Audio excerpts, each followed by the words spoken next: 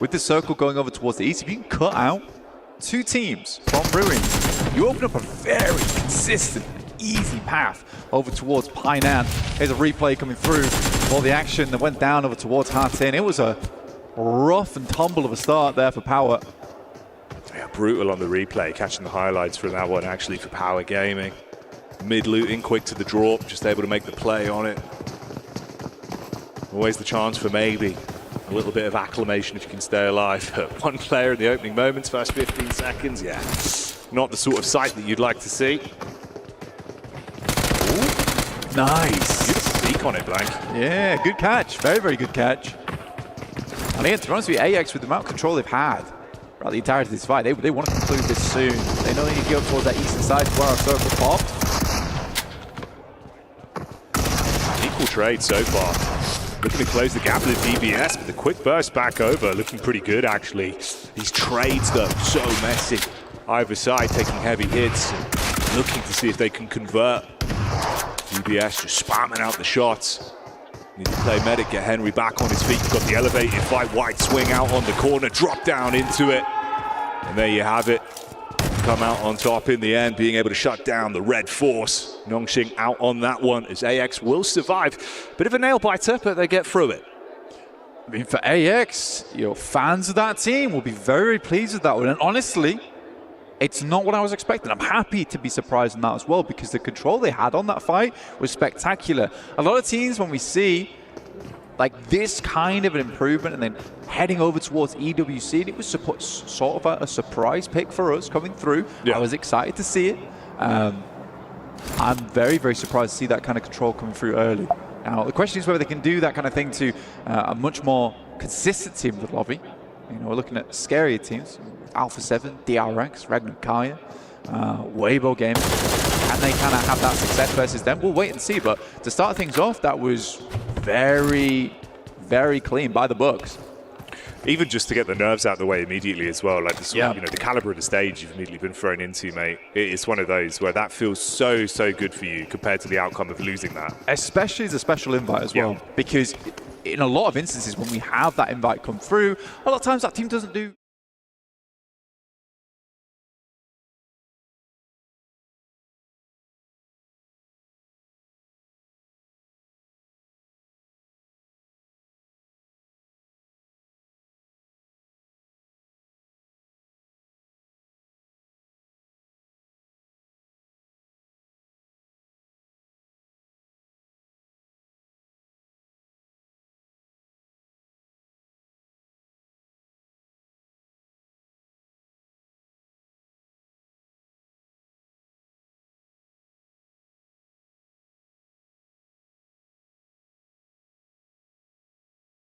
Yeah.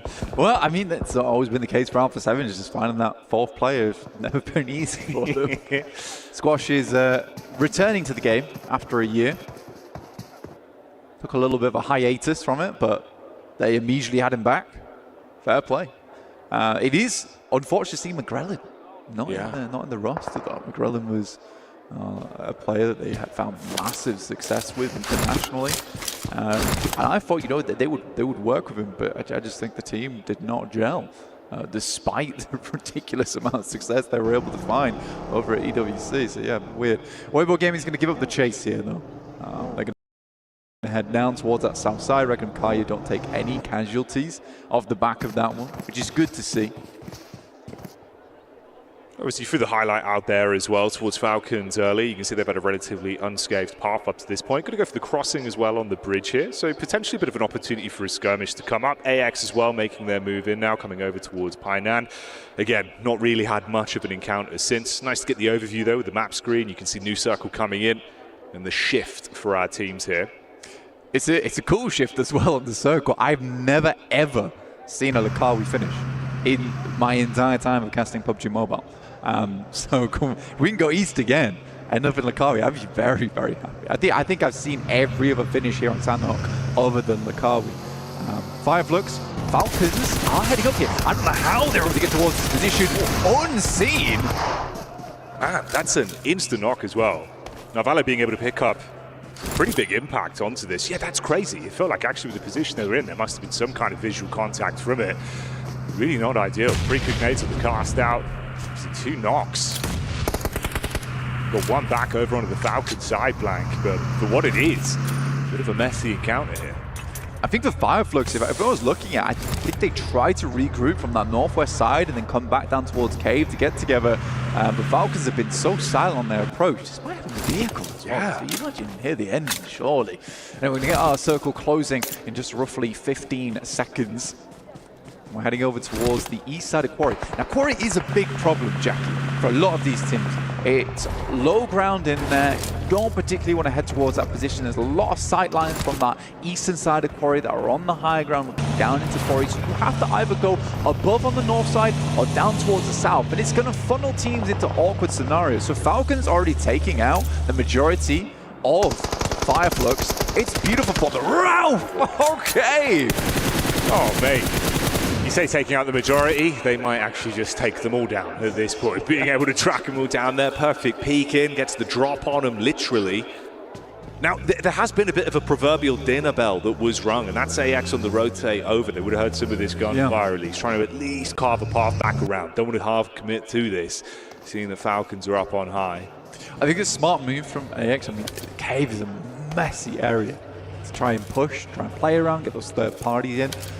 You don't have exact location either.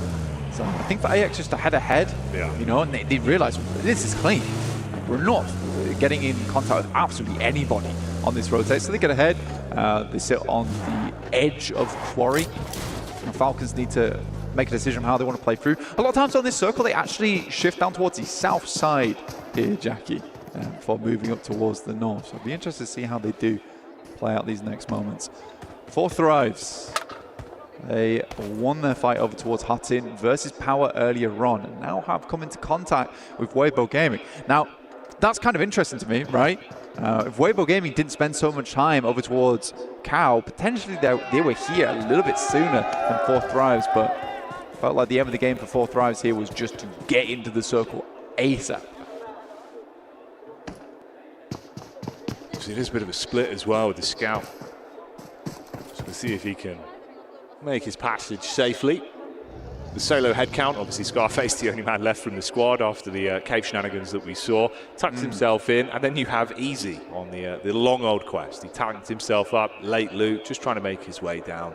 Obviously that was Power Gaming losing absolutely everyone bar Easy in the opening few seconds. Come on, let's head north. Let's head north on this circle. Show me one Lakawi, please. Fun area of the map right now. You got like a lot of high ground that slopes down over towards Kampung, over towards the Kari itself. It's a little bit open on those high grounds as well. There is more buildings down towards that eastern side, but that means you are picking up the low ground early on. If you have to move out that area, it is a death sentence. Playzone takes down Toshvik. Now that is interesting. I don't know how that's happened for Breaking Kaya. They have really damaged on their escape outwards. You cannot afford to dilly-dally. It's time to lock in. And they're going to have 2 teams ahead of them as well. So the pathway forward is going to be a bit rough. Toshvik on the knock. You've got Weibo as well with the damage coming over the top. Before I get into close combat here, I mean, potentially with DPS, you've got the crossfire set up just on the doorway, but it's the nade usage that could make the world of difference. A few of them are back pocket, already a bit of splash damage over. Slight peek on the angle. Oh, hang on a minute. This really is a dinner bell. You got the third party just on the top of the ridge as well. The thing was this though, Jackie, this is exactly what I was talking about. That high ground looking down to Lakawi is horrible to play against. Before Thrives though, they just need to worry about getting backstabbed. I think Team Vision has made their way on over, and there's Volt already finding T24. There's Angdon Galacticus finding Regnum Kaya, the entirety of them as well. Goodness me, just waiting for them on the wings there. Yeah, fragmented, 1 knock into Toshvik, everyone else just being shot at from 2 separate sides. It really does start to crumble. This was 4 Thrives who were setting themselves up to get the third party down from the top of the ridge. Like you said, they've been ran up on, and it's not looking good whatsoever. Quickly, they are dispatched. Mopped up like a spilt drink, Blank. It was a great push through from Vision. Honestly, Volt does a huge amount of work in that instance. I'm surprised that 4 Thrives fell for that so suddenly, and I think that's because they got a little bit too aggressive down towards the position early. And that is always the difficulty with taking that high ground, that your back is not protected. Horror though, no fear. Certainly feeling it now. It's a little bit. Soez from DRX, of all teams, down towards the south side of this, actually getting slightly involved. And it's nice to see, you know, Horror getting aggressive, because it's exactly what Neptera talked about on the dares count. Teams maybe see them as a bit of a passive team, but no, they've got a little bit of a bite to them. Oh yeah. Don't want to get those hands too close, they'll bite back. It's rough for Order as well, how he was setting himself up. Actually quite nice with the cook on the nades. You can see he was trying to just go in for the knock, didn't expect the shot from the side, instantly downed, and then fully committed because of it. Yeah, DRX might actually have a little bit more to say about this one, the longer it develops as well. You've got a good read on it. Oh, hang on a minute. Alpha 7 now dropping over. Mafioso trying to bail out. Damage comes through. Quick damage on the Carrillo. There's the pre-nade as well. Oh, nearly, mate. Couldn't get it through the window. Yeah, I mean, that's a nade you should not be missing here in EWC, right? I don't think you should be missing those kind of nades. For Alpha 7, now they're surrounded. Revo, Mafioso, keep things under wraps. Team Secret, they're coming over towards that building, over towards Revo is. He's got a big task ahead of him. It was a cook on the nade, cast it out, doesn't look like it's going to be on target. Vision as well, scrapping. Meanwhile, on the left-hand side of the feed, it's all kicking off. Damage back down onto 4 primes. That was the replay that we had there with the real action here. Let's see how it goes. There's 4 teams in this compound, dude. This is unbelievable. You've got Yangon Galacticos, Alpha 7, Team Secret, E-Arena, all battling for control here. I think Team Secret picked their moment very nicely. I think Team Vision maybe missed their moment there. But they could have come down slightly earlier, as opposed to looking over towards this fight happening between Weibo as well as Horror Esports in Lakawi. I think DRX does have a nice spot, you know, over on this eastern side. They can stalk the opponents on the west. Yeah, it feels like they've been picking their fights nicely as well. You know, the one pick they were able to find was good timing on it. They're not overcommitted if they're playing the long game on this one. With everyone being so closely grouped, there's a lot of potential for a big point earner the longer it goes on. A lot of chip damage being thrown out between these teams as well. Weibo going down in the meantime. Another squad eliminated as they are thrown to the wayside. It's been so rough as well. Mafioso consistently just taking so much damage, having to tuck in. Really doesn't have an angle to fight from at all. Smile. Be happy with that one on the peak back over. Good tag straight up. Say goodbye. It's a good unleash over towards E-Arena. Very nice angle to play in. Mormon goes down after all. Maybe Team Vision didn't miss a trick after all, by the way. I think they can clean out Horror Esports. They have a very nice ability to kind of sweep on this eastern side. But I'm very, very excited to see who wins out on this compound eventually. Here's Marcelo. Again, this is what they wanted to do in the first place. They get rid of Horror Esports, then they can start to move down over towards DRX. They will cut themselves out a huge amount of space on the northeast side. And even if it goes over towards the west, they do have a scout in Never Alone, currently playing in a compound on that northwest, keeping tabs on that huge fight ongoing inside that compound that you see on your screen right now with Team Secret Alpha 7. Yangon Galacticos, nice nade. Comes through again. 6 elims on the match. Yo, honestly, you've got to give props. Vision looking really crisp right now. That was a beautiful nade. Great timing on it. Ooh, hang on. Going to be able to get the full commit onto this, though. Looking for a window. Obviously wanted to get the pick back up. Couldn't do it. Zahora out on the adjustment there. Great work from Vision. Topping right now on the elim points. That's 8 that they're rocking with. It's a really, really nice start. And Sandhawk is particularly good for this, Jackie, where you're able to get a big lead at the start of the day just because it encourages one team to take control of the match. That was a nice step out from Borizin, honestly. But Devotee, the reaction speeds on that were insane. It's a good start for this teammate as well, the way they've read it. You play off the back of the nade into the peaks. You've got to force them into the fight. It's a good engagement, actually. Like, impressive stuff. They've been playing a relatively passive game rather than the hot drop that we saw to start off with, but rotations have been all right. The teamwork looked pretty good. Rough on the move here, though. Limited cover to work with and influence rage. They take the peak up and do get the shot back over. If it's quite honest, like it has been hard for them. There hasn't been too many areas to jump in. I mean, Arian will get ahead here. well as Cyrax. It's the easy cam. Oh, hey, that's take out influence. He's literally had the backline this whole time, by the way. He's been slowly making his move in, right? He's rocked up, found influence rage, and made the play. Oh, easy. Fair play. Fair play. 2 Elim points. Can't actually turn your nose up at that, Blank. No, you can't. Let's see if he does any more. I'm rooting for him. Oh, footsteps heard.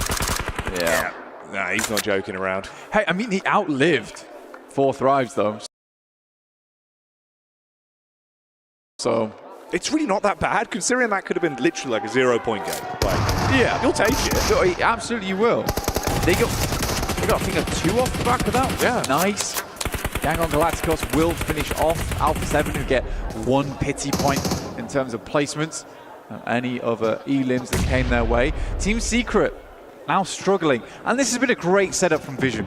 Honestly, this whole time. Look at this line that they've got. You can see it right there. Looking out over towards Team Secret as well as Yangon Galacticos. As they leave that compound, not only will they be trying to tear shreds out of one another, but it also will be Team Vision having some pretty deadly vision their way.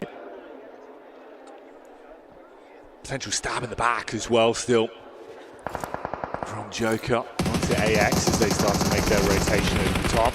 Like you say, it's a good setup from Vision, but I'm also liking what DRX are working with. Oh, hang on though. Volt still keeping the electricity going. More so than anything, right? You're going to have that relatively equal tie right now in the elimination points between both of them. It's been a great game of how they've been keeping themselves involved. It's a nice sprint to at least have an understanding of the rotations in for DRX. Humbin was playing far further out, obviously scouting down. Oh, nade onto the top. Never alone, takes a hefty hit from that one. Got to back up a bit. Team Secret caught in the crossfire as well.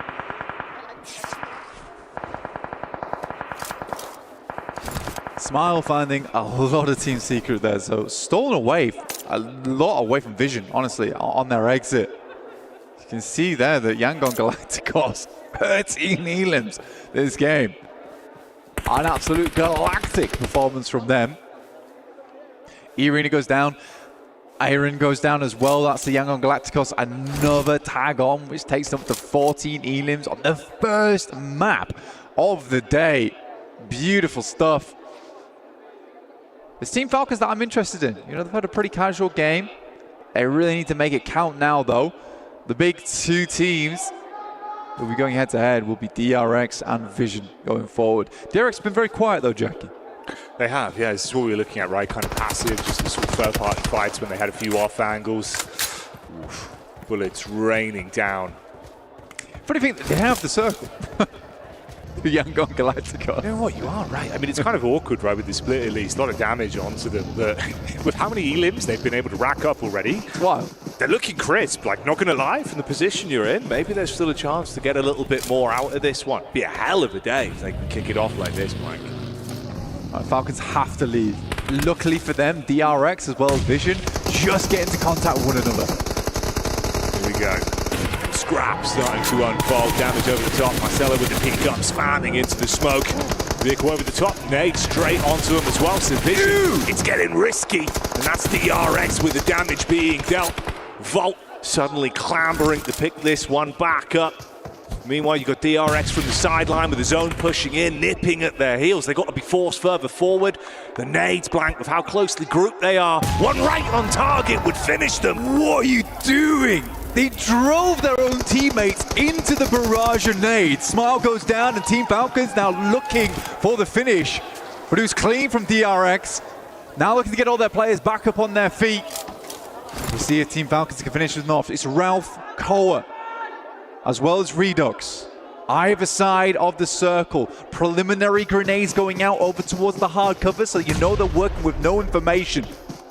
Nades in, stepping forward. The feet are on the ground right now. DRX, they saved themselves. Could have been misery in the previous fight. The smorgasbord of mistakes have kept them in it to win it, and Hyunbin tries to unleash. That's one clean connection back on a round. Koa low on HP. DRX dealing damage right now as the elims are racking up in a position to close it and grab themselves a chicken dinner on the first game with the shots raining true. It's all on Redux. We need to be a clutch from the back line, and that's not going to happen. DRX will take it. Yeah, coming to play here. It's not quite D plus Kia, but DRX are looking good on the main stage. Very, very nice to see here for them. Team Falcons will take that second place. It's a good position to be in for them, Jackie. It really is. Beautiful stuff. I mean, hell of a start to the day for Yangon Galacticus, right? Like the E-limbs, absolutely beautiful. You're taking really heads-up fights. You've been able to build up that momentum. For a first game, that's the performance I'd want every time. Yeah, we didn't get the chicken dinner blank, but the blood's pumping, the comms look clean. That matters a lot. No, Ralph doesn't seem to lose that game, but I think that they should be happy. They were working with little to no information there, and they really had to cut it down to the wire moving out from that blue. They were banking on Vision and DRX actually fighting one another, and it took so long to get involved. But what was that car play, dude? Mate, it just felt so confusing in the moment as well, right? Because you're like, why okay, are you backing your teammate? You've got the intense fight here. What is this playing? Like, where's this going from? The comedy of error that then just unfolded into everyone, obviously, having to be closely grouped. You eat a nade, no spacing, nothing you can do. The difference of one nade is just completely removing them from what was otherwise a really great sort of mid-flow of the game. The game was unreal from Vision, and to end in an embarrassing moment like that does feel rough. They still get themselves a lot of points on the back of it, though, Jackie. They really do. They really do. And a lot more action to come. So join us after the break.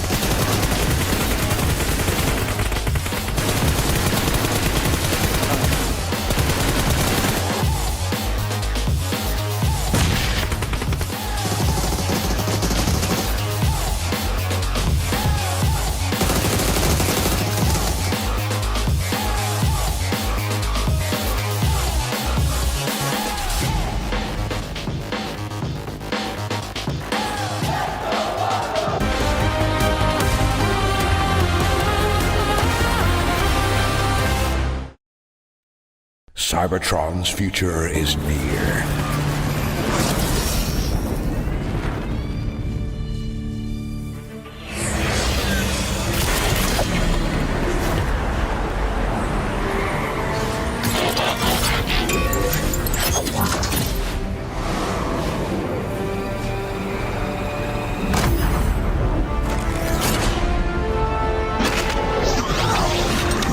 Autobots, roll out!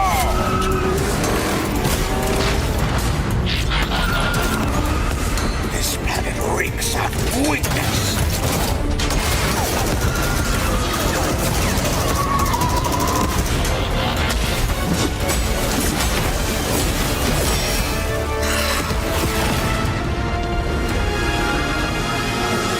Your courage reignites my spark.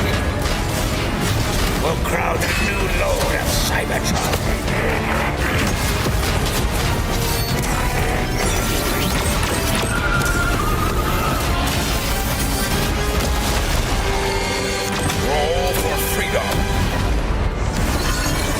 Victory for all sentient beings.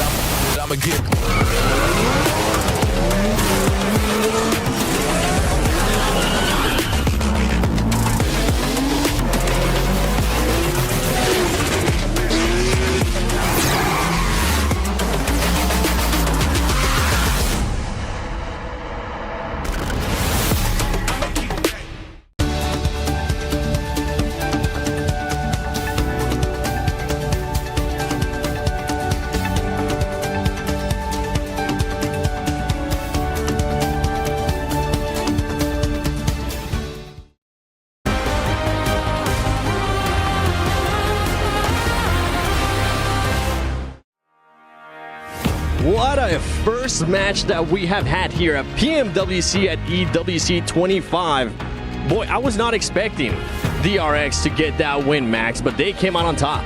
I was like, there's no D plus Kia R, but DRX are the new D plus Kia. Does that make sense? I don't know, maybe. But South Korea here to play. It feels really good.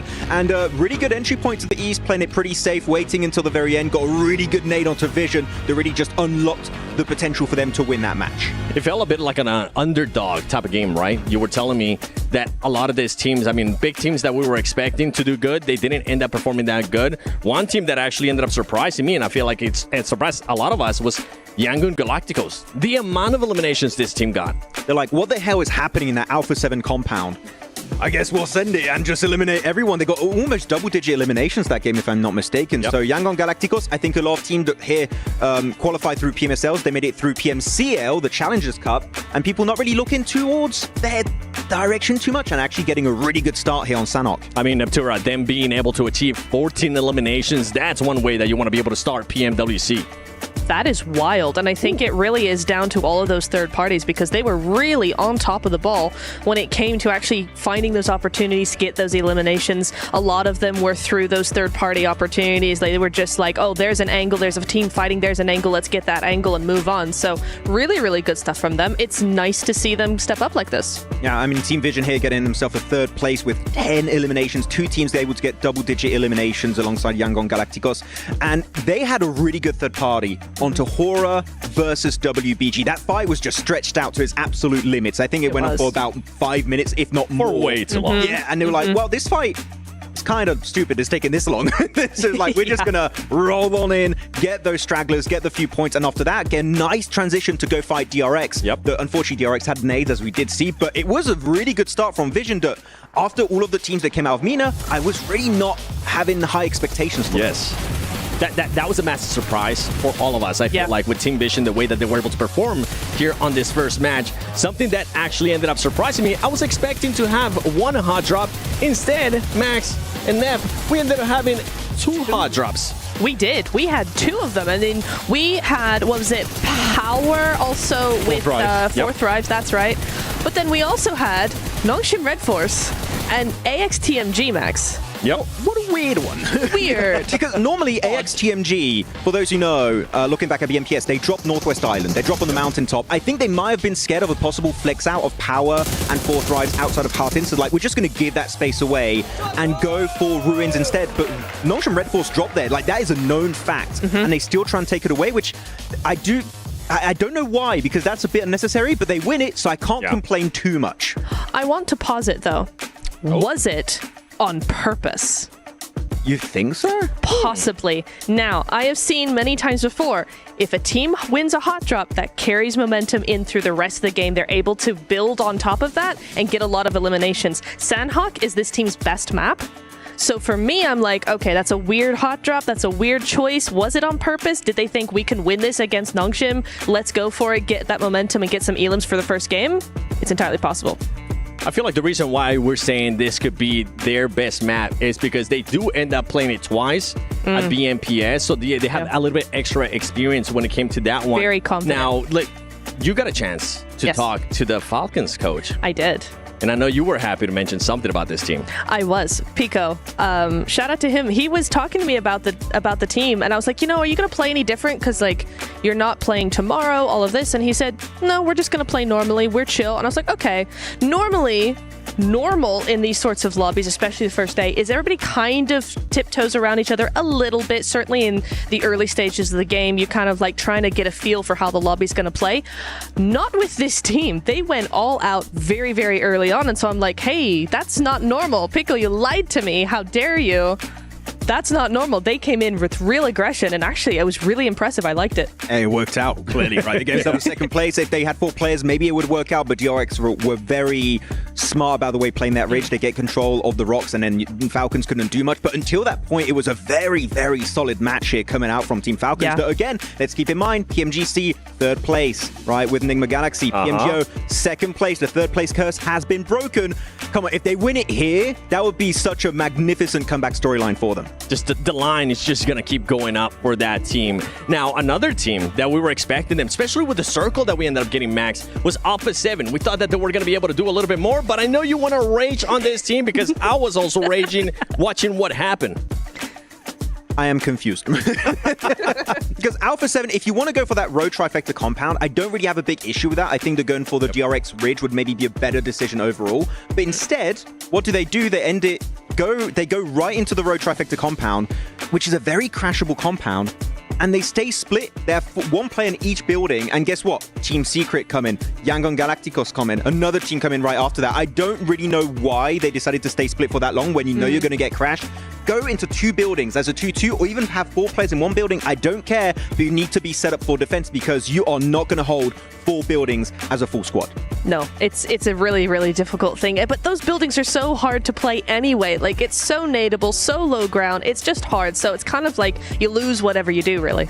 It was one of those teams that you expected that team to just stay a little bit compact. It didn't end up happening to them. But don't forget that from July 25th to the 27th and August 1st to the 3rd, log into Summon Airdrops and collect 2025 airdrop vouchers to enter prize draws for official merchandise, smartphones, BD partner rewards, permanent in-game items, and more. Every participant is guaranteed to win. Additionally, from July 25th to the 31st, vote for your favorite airdrop partner for a chance to receive special gifts from them. Don't miss this year's airdrop carnival and unbox your surprise. I know I'm going to be doing it. Max probably has already done it, and Neptura is going to be doing it too. Now, going back to this game, I mean, one thing that actually ended up surprising me in regards to what you were saying with Falcons is how they were actually able to crash on Fireflux and take control of that southern part.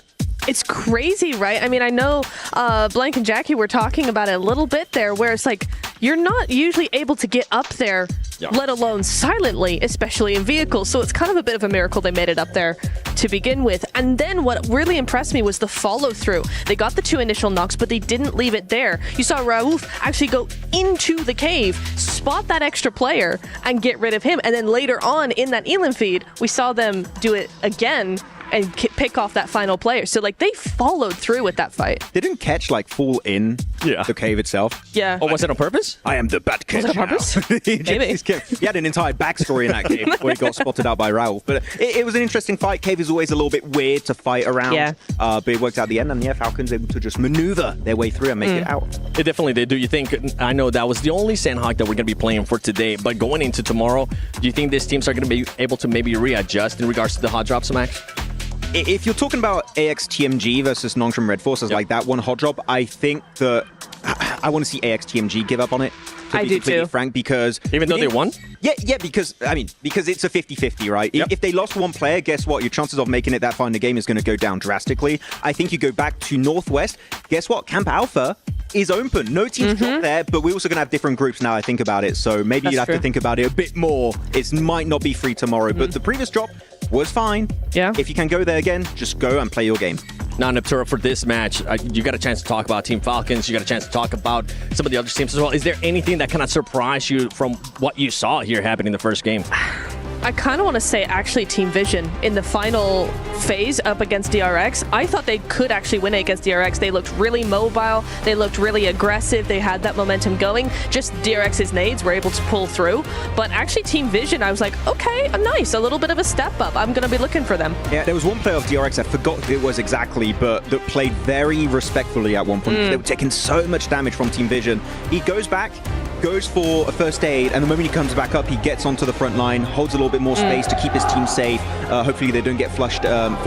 Fleshed out, they could be also. But they don't lose those players. Yeah. He gets in nade range, gets an amazing nade. I think he gets 3 eliminations at the end onto Team Vision, gets everyone confirmed, and then they can just start getting the res, getting full control of the high ground, and even then Falcons, I think they could have won if they pushed it right after that fight, but they had very limited information, which makes it a little bit hard for you to commit to a play when you don't know what is still available on the opposing side. I was really happy, especially when we saw that push on Horror Esports. The way that they were able to just finish that off without losing any players, that's the consistency that I want to continue to see out of that team. Now, as mentioned, Horror, that brings something up there, Max? I was going to talk about Team Vision again, actually. Okay, go they for get it. a knock onto WBG. Yes. They instantly send That was so they were nice. so confident, which you know some teams that maybe are playing for the first time at a global event, they're like, no, WBG?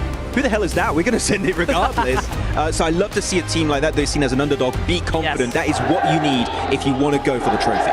I mean, the crowd is hyped. I'm hyped. I'm glad that we got a chance to see Falcons and kind of like, in a way, some of the top teams as well being able to at least put up some eliminations under here. Now, I want you to give me just a quick name. Going into Erangel, which team are you going to be looking at, Natura? WBG. Ooh, okay, Max. Regnum Caria. Okay. Well, you know what? Let's send it over to Blank and Jackie, and let's see maybe which teams you guys have in mind. Hey, thank you, Seven. I'm excited for this one, man. You know what? It's a spicy question. I'm liking it. He's not only desk hosting, he's cast hosting, he's doing it all.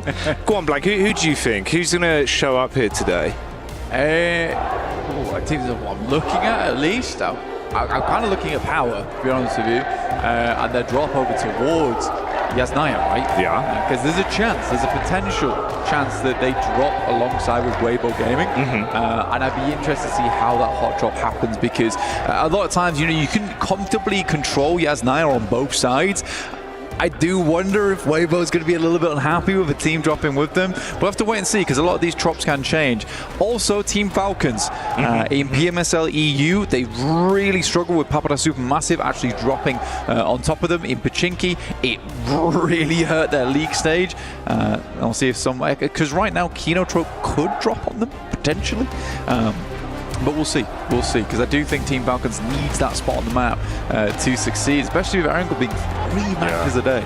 No, I'm lucky. I like the setup here. You give some sort of good thought there for some of the storylines, Blank. I think it's in. Yeah, no worries. So, yeah. I got you, homie. But I think it's a good storyline as well in the sense of power, because that is actually literally like a power struggle. If you think about sort of the opening result from the first game there, you do squeeze out 2 points with Easy being able to get the backstab off late onto Influence Rage. But outside of that was a hot drop that obviously was a heavy hand straight to the face, right?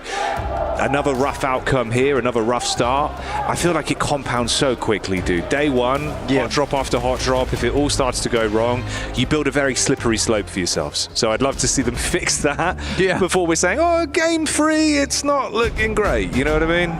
Yeah, I think for Power as well, the big issue for them is that most of the tournaments that we've seen them internationally, it's always been pretty bad start to squeezing out a qualification right at the end there, or just barely missing out on a qualification. And I think that's something that Power just can't afford to have. No. When we've seen Power done the best in the past, it's where they get a really clean start, they get out the gate running. That's when they do very, very well. So I think that kind of momentum buster towards the beginning of the tournament will hurt this team. Yeah, you've got to feed the hot hand a little bit. You know, one thing that I think we noticed a lot last year as well was the difference in the body language from that team. When things are on, like you say, the confidence is there, they're feeling themselves, you see the happiness. When things aren't on, it does take a little bit of a different turn. Al Haji has this astonishing capability to either look like the angriest guy in the room or the happiest dude on earth. It's interesting. It's definitely interesting. Hopefully we get to see the more happy side of Al Haji. We want to see Al happy. That's what we want to see. There you go. Yeah. That's good. No, 100%, man. I think that human element of PUBG Mobile is something that sometimes you sort of take for granted, right? Especially more so when we're online. You don't get that all the time to see the real sort of emotions for a team. And it really does run through you, especially in this kind of environment, right? Like grand stage, very different, all-encompassing with how you're sort of down in the middle, all of your other opponents around you, the crowd onlooking from all angles.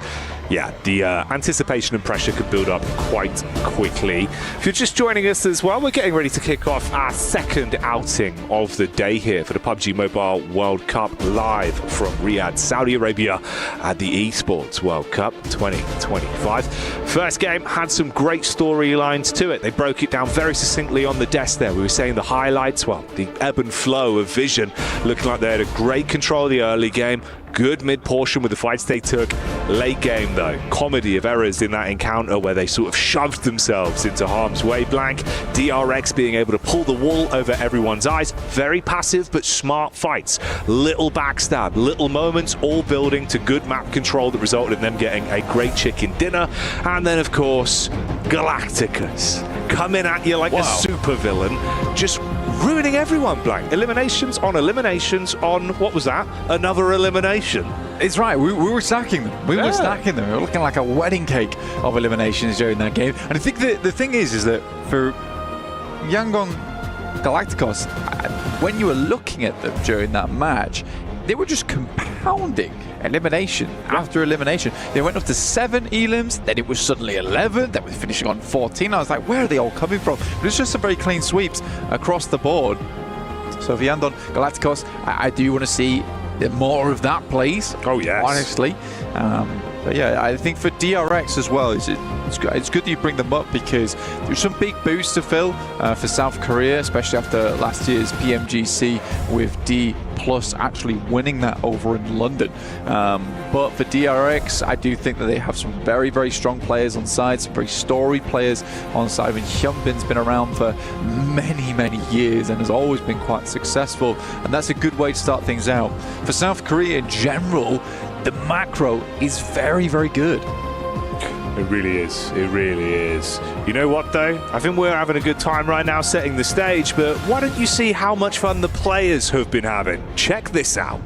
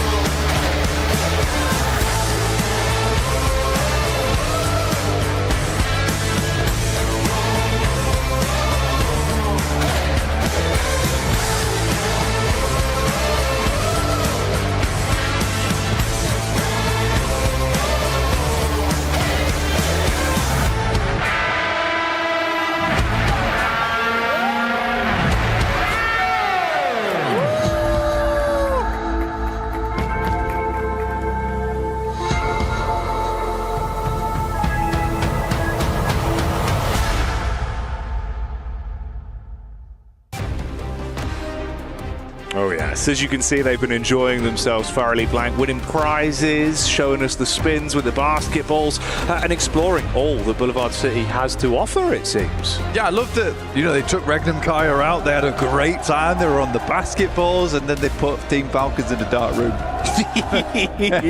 Yeah, that's where they went. Keep them guarded, you know, ready to come back and defend that title. Hey man, there's a lot of fans. There's a lot of fans for them, you know. Yeah, the Falcons' nest, they had to roost and wait for them all to blow over. It is cool they've got their own place as well. They can all practice and make sure that they're tip-top and ready to go. And all for the fans that you can see before you. Obviously a large segment here where everyone's getting riled up. He loves doing that. That's what it's like the Wu-Tang, but it's the Falcons, like Bird. It's interesting. Every time that camera's on him, though, he's going for it. He knows. Whoa, whoa, whoa. Yeah. Camera 1, camera 2, I'm on it. Camera 8, yeah, I've got a Falcon for you. Yeah. Caw-caw. If you see him in the distance, he's probably doing it. What noise does a Falcon make, like?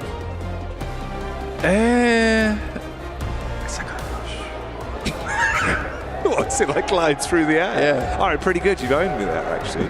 Obviously, you know, trying to get you to do a bird noise, but I'll take it. Yeah, it's pretty accurate. That's it walking? Was that its feet? That was it walking? Pretty good, actually. It's kind of realistic. Yeah. Doing my best. Wow. I didn't realise you were such a good Foley artist. Yeah, no, I've got like a tambourine at home, you know, a little snare drum I use as well. Rain stick? Yeah, rain stick's important. Damn. Yeah. It was actually me who does a lot of the rain sounds, a lot of the movies. Really? Yeah. Well, little known fact, you might not know this. All of the gun sounds in PUBG Mobile, that was you. That's me. That was actually Blank. He did those with his mouth. Like, kind of impressive, really. It is. It's basically all the gun sounds that you hear is me walloping my lips against quite a hard material. And then I pitch it right down. And then bass boost it. You were saying you could do the DBS live, though, right? That's one you just do normally. Yeah. You do the a cappella for the DBS. Give me one. There you go. So that's crazy. Yeah. Wow. It's quite scary. I felt like we'd hot dropped. Yeah. Wow. Look, man. I'm looking to, really improve on the S12K at some point. Because we're using the silencer on that thing. I quite like how it sounds, just no bass. Right. Okay. So I think we'll be looking into that one. How did you do the explosive bow? Was that just, that takes some time? That one sounded quite intense. That was difficult. I actually had to procure an actual explosive bow. Really? Yeah. I see. Well, that makes far more sense. It was pretty tight timing as well. Yeah, I suppose they wanted it on a Tuesday. It was a Monday. I had to string the bow myself. God. Yeah. Damn. All right. Well, there you go. That was our new segment we're trying out here. Yeah. Facts with Blank. Yeah. On basically instead of arrows, I was just using fireworks. Yeah. Wow. There you go. So, all right. Brilliant. That's what we've gone for. If you enjoyed that, let us know, of course. Check that out. Yeah, check that out. Some more of this. Huzzah indeed. Of course, just waiting to get underway here with our second game. If you're just tuning in and you're wondering why you got some developer commentary going on and you're learning about how all the gun sounds are made in PUBG Mobile, well, don't worry, you haven't tuned into the wrong stream. You are in the right place, and absolutely the right is the right time for everyone but Alpha 7 in that first game. That just felt like it was so uncomfortable. The fights that they were thrown into, trapped in the compound, looking a bit lost, and they do look a bit deflated. I'm going to be honest. I'll put it. For the rest of the team, maybe I look a little bit deflated, but I don't think I've ever seen Brevo like not looking like that in an international.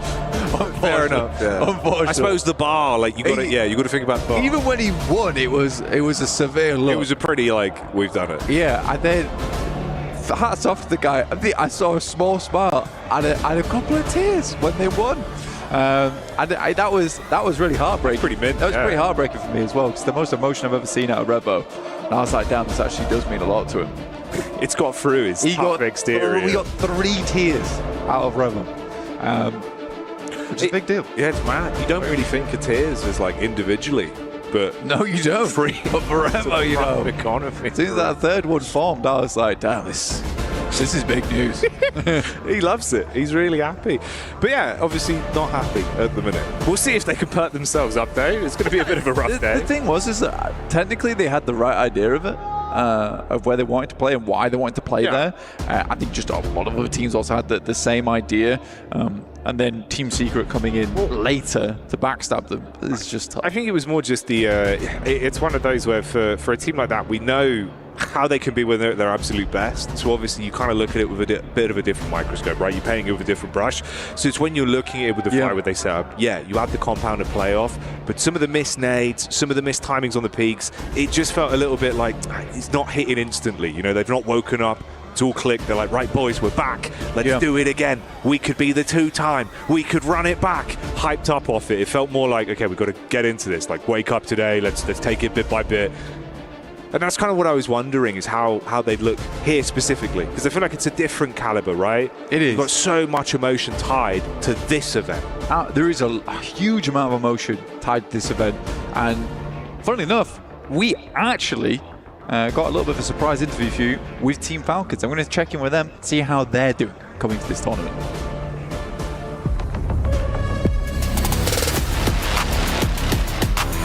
I think that's really fast because the team is hardworking, same as me, and then that's the result of us getting good plays. All in second here, most likely Asara being battered back, Koa doggedly in pursuit. I will stay in Team Falcons for now, and then I would describe it as hardworking team. But are they a funny team? Good team.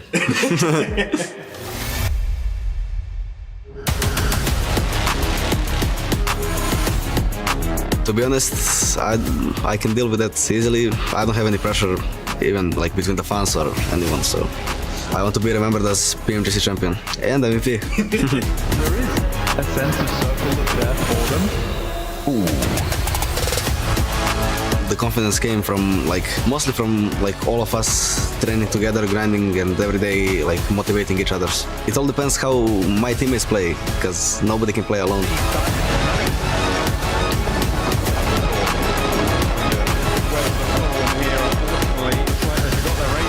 I think the biggest challenge is going to be Alpha 7 on PMWC. Thank you all for following us and for supporting us, and see you on the next tournament.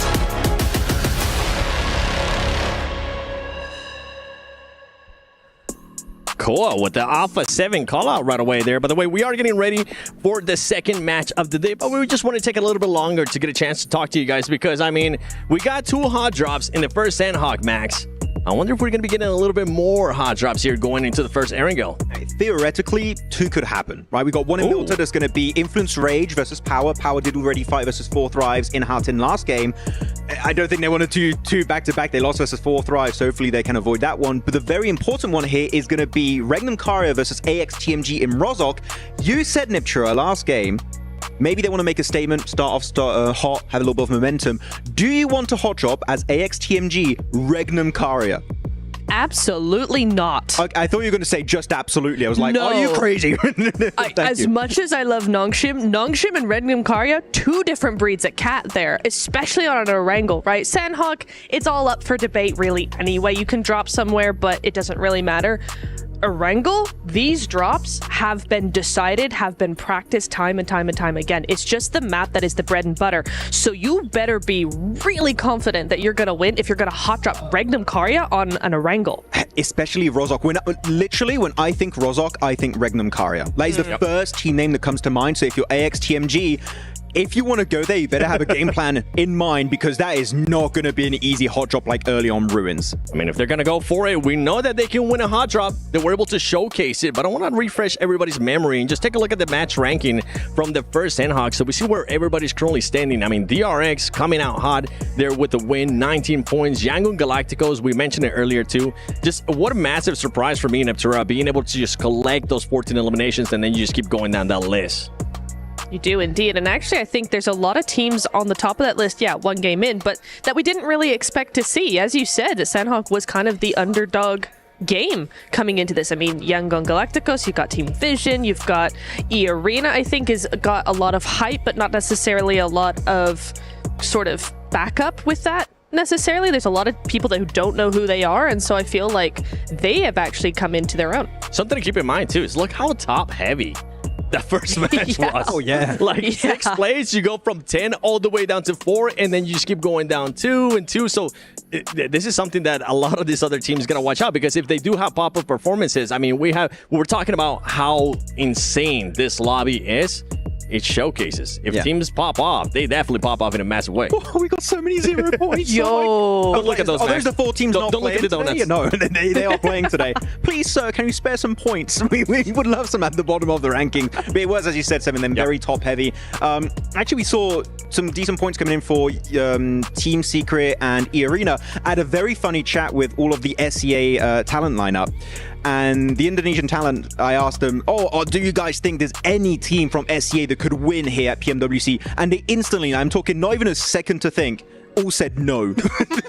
They think no. They said E-Arena, maybe they could win, but they said Team Secret no, and the side of Alter Ego no. So that's quite surprising, because they have been favorites in the past, but they have. Even the local talent said it ain't happening, bro. I mean, it does seem like it's going to be just one of those things of we got to be able to see more from them before we start putting our faith in them.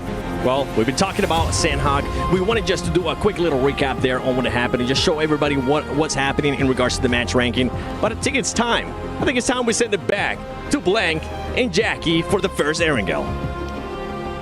Oh, yeah. We'll run it right back, Seven. No one will even know. They'll think it's the first throw. They'll think they're tuning in, ready for this, because they damn better be. The game's going to be intense, Blank. First map, first outing. It was beautiful to see. A few mistakes made for teams, and like Max alluded to, a rough start for the many. But it is the few that have been showing up here at the ESPORTS World Cup for the PUBG Mobile World Cup in force. beautiful eliminations, some great teamwork, but what will we be seeing here?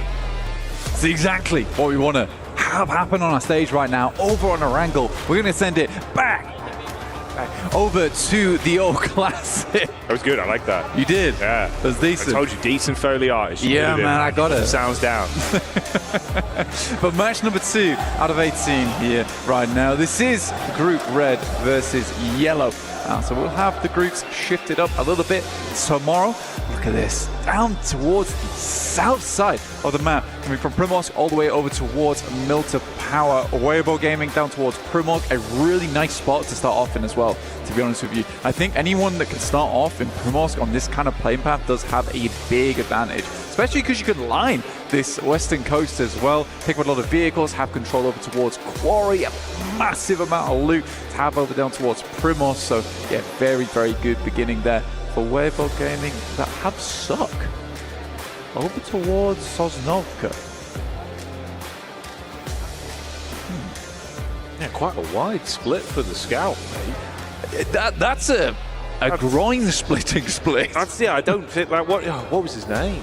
Jean-Claude Van Damme? No. Yeah, was it Van Damme? Yeah, with the jeans, It was Van Damme, wasn't it? Yeah.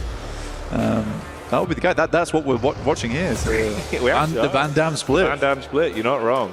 Oh, okay. So obviously we were alluding to this a little bit. We were setting up the fact that Power could have had a bit of a drop on the Weibo, but it's not what we've seen. Instead, it's Influence, Rage that are here, actually getting a bit of their own back for Easy, who had the flank in the first map. Obviously being able to instantly get the damage out. Al Haji, not ideal. A big man for the team, but not able to deliver on that first encounter. For Dan as well, you have eaten that nade. Ooh. But hey, Dan, just down. And it's unfortunate to see, honestly. I think what typically happens with Aiden is that when Al Haji goes down, he really struggles. When he's up, he plays kind of the centerpiece to that role where you do need him on the off angle to support Al Haji, but he goes for those pretty insane rollouts. But yeah, now just Ragnar and Easy try and make it happen. Got the doolies. Trying to bait on a peak. Wild spray of bullets, but teamwork's there for the close quarters engagement. It's not ideal. And again, literally the same story, bro. This is the worst outcome, right? Just Easy left alone as the solo, if he even makes it out. But everyone's gunning for him. Want to confirm the full wipe on the squad. That'd be Power Gaming going down as effectively the first full knock in both of the maps. Elevated angle over the top. We're going to dive onto him. Will eventually clean up. Took a bit of time to find it, but Easy's gone. You can get the save back onto him there. So Power out. Spat out his chewing gum. I'm so happy about it. Success. That's a successful push. They chew down over towards Power. I'll tell you that right now for Influence Rage. It was fresh, mate. Yeah, I think honestly on Milta, there was no way that Easy was getting out from there. You're backing it up to where he was. It was just complete open ground. There's a couple of buildings, and they would just isolate his position, located him, targeted him fairly quickly. But it's a quick cleanup over towards Milta as well. It was. Obviously, we were kind of setting this one up with a bit of a breakdown on the split situation there. It's 4 Thrives that would be in the middle of the group reconnecting from that side if you're making the late rotate in from Sosnovka. I am curious to see how we will actually end up playing over the course of this one, because we're setting up the idea like, oh, a bit of a chance there. We'll see if Power Gaming can start things off better. Didn't go that way. It wasn't the storyline we got. Again, results them going down first. You've got potential as well. I think the longer these games go on, Blank, the longer the day goes on potentially even for them. I think this is where we're going to see more and more of that team being able to deliver. So much talent on there, the tip of everyone's tongue saying that this could be the chance for that side of the region. They can start showing up again. So I'm curious if they're showing us a bit of innovation for some of these plays. Yeah, I sort of understand it where you send Sukat down towards Sosnovka on the eventuality is the south circle. But even then, like, you could make an efficient rotation across, and maybe it's the case where Suk in that situation just takes some pot shots over towards 4 Thrives as they make their way across the bridge, and then they can group up. But I think that the risk doesn't outweigh the reward here, honestly. It's going to be difficult to get back together. There's potential that Sue can take some vehicles, take a boat back around towards them, but by then you have delayed your rotation by a ton. For Falcons, on the other hand, no hot drop over towards there. Though my main takeaway from this game is because it's such a southern playing path, it doesn't really tell us too much about the drop spots, because these were a lot of backups being used. Yeah, it's fair enough. It's fair enough. It's a good point to keep in mind, obviously, in terms of how it's going to affect things here. Give us some different results over the course of the day. I was stressing going into the next match. They're like, do we want to drop Yas now? That's what I'm saying, bro. That's the awkward part. Because obviously, once it kind of is forgivable and it feels a bit rough and you can fix it, the second time it happens, that's when it is instantly like, we're at the halfway point of the day, boys. Like, it's already creeped up on us, you know? How do you fix this? You have to get the screwdriver and kit out, figure out where the loose screw is.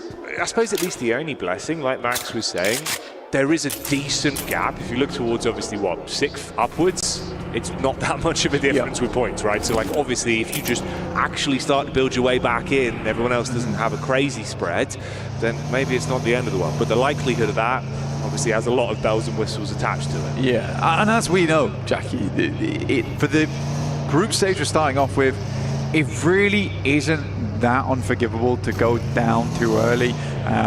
We're going to get 8 teams going through towards straight through, and then we have 8 teams going through to the survival stage, battling it out, right? That's what we want to see here. So there is still a lot of chance for our squads to remain in this one for a long, long time.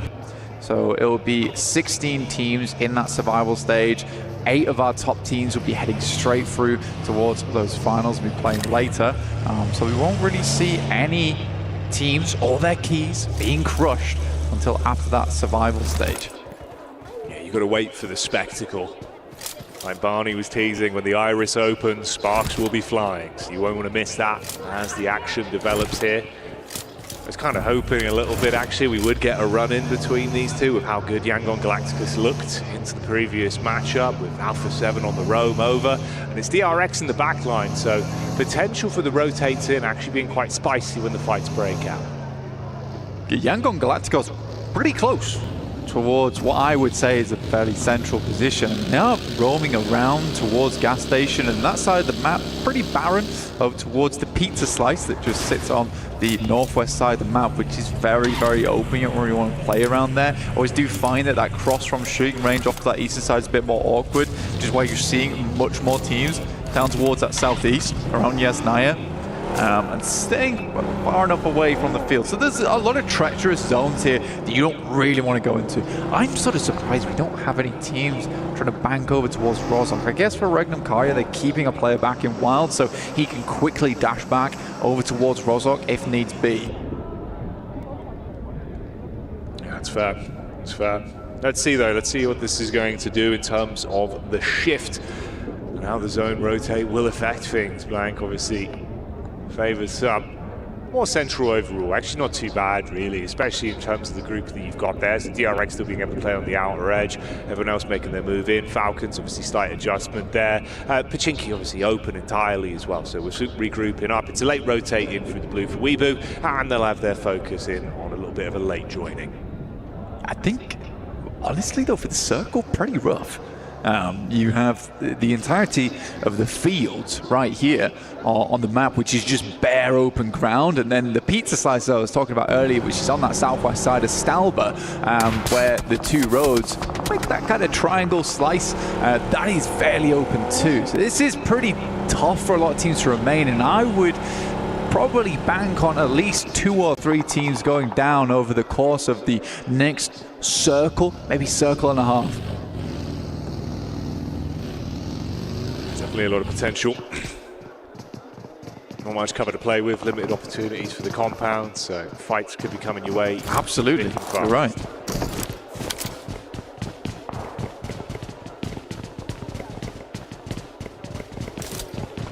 Team Falcons down towards the southwest edge. Like you said, Chinky was free as they'd left it quite early, but they're going to have to get past school right now. They're over towards apartments. little bit more difficult to see because we are cramming 15 teams into a small space because they're all avoiding that fielded area. They're trying to take up space around some of the remaining compounds. You have the river that cuts through into the lake. It's a weird circle. It's a very weird circle. I do like this position DRX has, though Alpha 7 is waiting in the wings. Mafioso underneath. This typically is a really good spot to catch teams playing on those outer shacks and outposts just over towards the western side of Yasnaya on the lake. And you can control a lot of area from this top side. Now, how will DRX handle Alpha 7 though? Because the rest of the team is making their way on over with Creo, Squash and Revo just off towards the west. It's Mafioso just playing on the lip here of the rock face. He's had the vehicles approaching, the engine giving that away. Just tucks in, has to play on the off angle realistically. If they peek into him, he seems like he's got a good read on the situation at least, but spacing from the teammates relatively far. DRX trying to get a lay of the land, assess if anyone else is coming in from the other sides. Didn't actually find him. He pushed up towards the rock face as well on the peak. He leaned in for it, but neither one gave away the info fully. So obviously it's just the audio he's playing off for now, staying tucked in. If they push ahead of him, could backstab them really nicely. They have no idea. They're properly confused on what's occurring. We're going to get our next circle. And it wasn't as treacherous as I thought it was going to be. This one is going to push a lot of teams away from the fields, at least from Yasnaya, so teams could be happy about that, but it's across the river. Jackie, over towards AX, E-Arena. Weibo's made a good wrap, actually, as well, over towards this north side. They are coming through that open ground, and Alpha 7 could chime in over towards that western side. We'll see how it happens, but Alpha 7 is so focused on taking over towards DRX, but DRX is left. Join now with Alpha 7's POV straight back in, and this is what you were saying, the rotate over there, taking shots from the back line. Squash, we know that he can be talented, and unloading at the minute, snapshots over the top just as they tuck into the compound. A lot of chip damage onto them, yeah, massively so, and you can follow up from it as well. I mean, Order in a horrific position, they just keep finding these knocks. Late game rotate, like it's been nice for them, but it results in this. That's an important knock over towards Yangon. Galacticos coming through from RCB. But Weibo Gaming can get themselves back up. This is a Hail Mary of a play, Jackie, all right? In terms of where they are on the map, it's very, very central. They'll take the Wizard Tower here, which works out nicely. But they basically need to hold this position for the rest of the game. The vehicles are shot to bits. The tires are going to be all popped by the time they get out to them. So Weibo Game is not moving. At least not until the end game. No. Well, what are you doing? Mate, he actually made it in. Oh, it couldn't have been better timing on it. Straight Benny Hills out up the stairs, wanting to get himself into the high ground. This is a risky play. No, it's meant there's no one there to help him. He just went for it. It's like, we need the high ground. Yeah. We need to play off the high ground. I've got to go. I've got to go. I've got to go. I've got to go. And he did. He did. Yeah. So that was literally a player. I guess the reason they do it is that making that play later, you're going to have 3 or 4 teams looking at you. So this was the only time to do it. I respect the fact that, you know, when it's crunch time, they're ready to play inside the crunch. I mean, like, honestly, they've been kind of subverting expectations already with this matchup, even if it hasn't been just off the back of like, oh, we're seeing some crazy gun skill. They're keeping you guessing a little bit, which at times, thriving in the chaos, can be incredibly beneficial. Seems like non-ship Red Force taking a knock there, though. We've got a bit of a follow-up as well, with AX getting thrown into the fight. Falcons, of course, here, having a whole load of shrapnel thrown towards them. Narvalo is down. Still in a position where he could tuck around the back of the stairs and be saved, at least. Arian trying to just throw out some bullets to keep them guessing. Does he actually want to push up? It's a nice nade over towards where Koa is. Can cook this one perfectly. Chuck it in top. Oh, it's pretty nice, actually, yeah. I think for AX, they're way more concerned about this next circle. Jackie, the amount of water in this is staggering, only for it to be over towards that southeast side with the fields. Yeah, That's a ridiculous body of water. You think about the limited amount of space you've actually got to play with in the zone because of this. Okay. I mean, this has already been a bit of a cheeky one, Lang. So let's see where it goes. Nongshim Red Force here, just eating bullets, trying to use the water as some sort of additional cover to work with, throw it off, but no. I mean, Alpha 7, eyes like a hawk at the minute, dialing onto them. We do say goodbye to another one of our squads here. Going out second, of course, with Power Game be the only full wipe that we had way back at the start of the game. That's why there's so many teams still in play here this late into the matchup. And this is a really interesting position from Regnum Kaya, where they're underneath the bridge right now. They're playing the bridge, but the fact that no other team has really challenged that position as well is a staggering thought to me, honestly, because a lot of times you'll have teams on either side. So Regnum Kaya being able to hold this, it doesn't seem like the best position in the world to be literally on the iron girders underneath there. But it does keep you alive a long, long time. It doesn't always necessarily give you the winning position of the game, but I think for a lot of teams, survival is quite important in this particular match with this kind of circle. Okay, here's two names we haven't had to say too much during this matchup, but of course we're very prevalent in our first outing of the day. You've got 4Fribes and also Vision. We're both fighting down towards the outskirts. Similar kind of setup here, actually, with some of the teams that could be going head-to-head relatively soon. AX on the force down with E-Arena coming in from the back line. Henry might get caught. And you've got Falcons that will be waiting in the wings as they get lower down towards the roadside as well, with Vision onto them.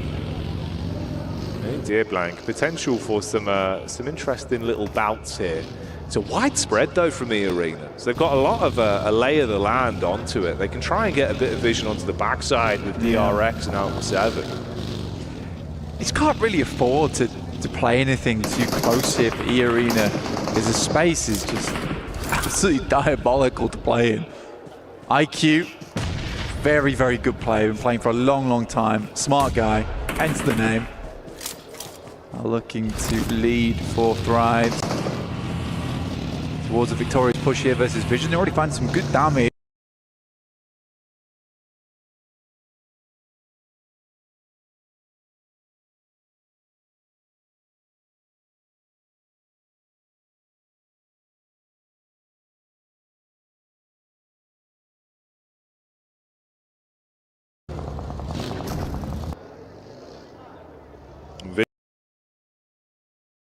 Nade after nade on top. Weebu as well, still being able to get stuck into the fight from the side as the bullets hit. Hyunbin on the nade back, good for one, but he's got a full army coming his way. I mean, this is E-Arena, the wall of smokes in front of him, effectively just him left. Everyone else has been taken out, so DRX, if they want to get the back-to-back wins, it would need to be an unbelievable effort just from Hyunbin with an awful lot to get done. Yeah, he's in a bit of a struggle position. Luckily for him, E-Arena is getting walloped from the sidelines. Oh, what a problematic smoke there. Dissipates, and his eyebrows raise and are visible to E-Arena. Falcons somehow make their way in front of AX here, which is nice, and obviously take out the opposition, but what a disgusting circle this is. All lake, all field. Fireflux currently holding down towards Vision and 4Fribes, so even if one of those teams gets away with their life, they're still going to have to deal with shots coming through. But Vision actually able to sneak on past using that ridgeline on the west towards the roadside to make that happen. Nade after nade. It's good damage. AX being able to find opportunities to fight on their terms in both matchups we've seen today. Going for the full crash as well, the Rhino maneuver with the vehicles over the top side, hitting heavy onto the Falcons. Now Valo at least with the reply back, good for one, but the nade on top of the team. Oh, Henry goes down and so do the Falcons. Oh mate, feels like no one really wins there. To be honest, I think that should have been an AX just wipe, and now Valo plays a risky game, drops a nade at his feet, finds two on the knocks. Somehow it happens, Team Secret, Lil Boy will go down. That's Jaiki in the back there. This is Team Secret all the way on the northeast side, coming out from Yasnaya. Alpha 7 made a big swim down towards the center of the circle. As we said before, Weibo have just not been able to move all that much. Their vehicles are shot. It is Yangon Galacticos still making this one happen, though they lose Say Cloud. It's nice seeing the energy as well from Team Secret actually into this one. A lot of yelling already from them on the player cams. You can see they're trying to keep themselves fired up. Opportunity to steal away a couple of elims so far. And it's put them in a pretty good spot. I mean, you know, Influence Rage, top spot with 6 points, but you're at a close second, still able to build more as well. We've got 4 players alive. Now, off the back of what was a crazy dive in, Order still from a position to find more impact. Team Secret still popping up, and again and again. Regnum Kaya, they've got a lockdown on this western side of the circle. It's such a nice place to be in where you really don't have much competition. They can get involved when they want, playing off from this bridge position. And again, a lot of teams didn't put stock in this, and I don't know why Regnum Kaya was the only team to make that choice earlier on to pick this one up. And to be honest, it's a bit of a change, honestly, from their usual play. I think that they took their time moving from Rozhok a little bit further across towards apartment. A fair few times on these kind of circles, they've been caught out where they move too far and too fast. The circle ends up coming back their way, and then they struggle in the future because of it. And it should have been an easy pickup. Order attempts to make the cross, and that will be one. More in the pocket of Regnum Kaya. Yeah, the man himself, Silas, on screens, looking to find some impact on this one and build up the elims for him from the position they've got with the cover to play off. Now Weeboo been taking their time. Feels like they've been, you know, given a bit of plot armor with some of the fights they've survived throughout this map. Maybe that's about to change. It's a good peek in. Loxy lops them up. Shuts down one. There's the reposition close into the ridge as well. The rest of the squad not really in a position to attempt to trade, but the angles just don't favour you. You've got covered either on that side with the rock face, you've got vehicles to play off of. Toxic with a quick peek, good headshot there. Yeah, that was nuts from Toshbek. So low though, but you need to get that headshot coming through from the Mini 14. Sec 3Z going down, just Sook remaining, our slightly more unorthodox player coming through from Weibo. Actually on that big split they had earlier on. Alpha 7 do make it across, by the way. They've got a heavy amount of damage, but managed to make it happen. Toshbek looking now, but you can see from staying in this spot for a long, long time, resources aren't looking all that great. Yeah, running low. That's the factor that could come back to bite them the longer this one goes on. I was curious to see if things would keep developing in a good manner for Team Secret as well, as they had a nice little bit of choreography there for a while. They were finding fights where it looked like it was working well. I mean, up to 6 elims, but they've been shot in the back. They do at least still get the knocked player back up, so it's going to be okay to reset from it. That's the last remaining member of E Arena as well, just down towards the coastline there in Joker. Meanwhile, Alpha 7 low here on resources, but can they build back up from forcing out? What are you doing, Carrillo? Oh, mate, what's happening? Landed him.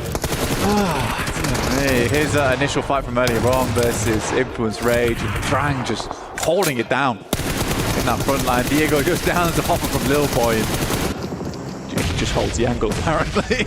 Yeah, I guess so. Kind of setting this one up where it's like, oh, this could be big for them, force them out, take the position off them, get some gear. Nade to the back of the face. Love that, but let's see if they can save Revo, get him back in the fight. Meanwhile, they're being collapsed upon though. So this is Hora coming in from the top as well, looking to really put the pressure on here. No fear, living up to his name. Nade over the top, burst in air. Hora with the first knock back over. Seems like Silas as well, taking that one straight to the dome. It's a free-pointer. Oh, mate, beautiful work done.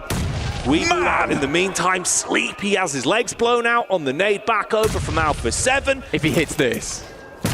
It's so close, bro. That second nade was unbelievable, but Forever was able to make his way down and hit the shot. Regnum Kaya will go out there. 6 elims. I think that was a good game from Regnum Kaya, all things said. They just got themselves into a position where couldn't quite figure out a way to remove themselves from it. Again, I don't think the circle favors them at all here. So I do think it was decent. For Carrillo, yeah, head down focused.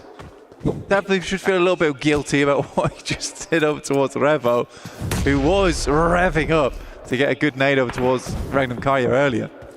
Yeah, I mean, that's the thing. Like you say, if you can at least recover it individually, then it'll be all right. We can forget about the bad times and the possibility of it maybe being better than it should have been. But we'll go from here. You forced out the team underneath, so no one blocking your path. It allows at least a bit of a reset from Har Har. A lot invested into that, though. Unfortunately for them, they were hoping it would be way cleaner, right, on the dive in with a third party. You get left with just 2 players. It is going to slow you down. So many nades used as well from them. So back pockets relatively empty, and there's not much to pilfer from what was underneath the bridge. Yeah, this is such a weird circle as well. You do not see this kind of circle for many, many months at a time. It's a very, very odd one. I don't think I've seen the circle end up around here for a long, long, long time. Pretty much for Thrives or Fireflux do have a big position here, purely because they have the ridgeline to play around between one another. It's going to be Har Har, No Fear, Alpha 7, Team Secret, and potentially Viruu is going to be getting themselves involved with one another. Obviously, the big difficulty though for Thrives and Fireflux is that eventually that ridgeline is going to be useless to them, because they're going to have to move over towards that north side. Well, Har Har might have just outlived potential expiry date they've had on this one. No Fear, the last to fall, as Revo will get revenge for the damage back over into the previous encounter towards the bridge, and he can save his teammates. You also have 2 of the Alpha 7 squad alive and kicking, trying to play off each other here. Let's see, maybe they can build themselves back in, have a great start into the second game of the day, and show us the reigning champs have a lot of fight left in them.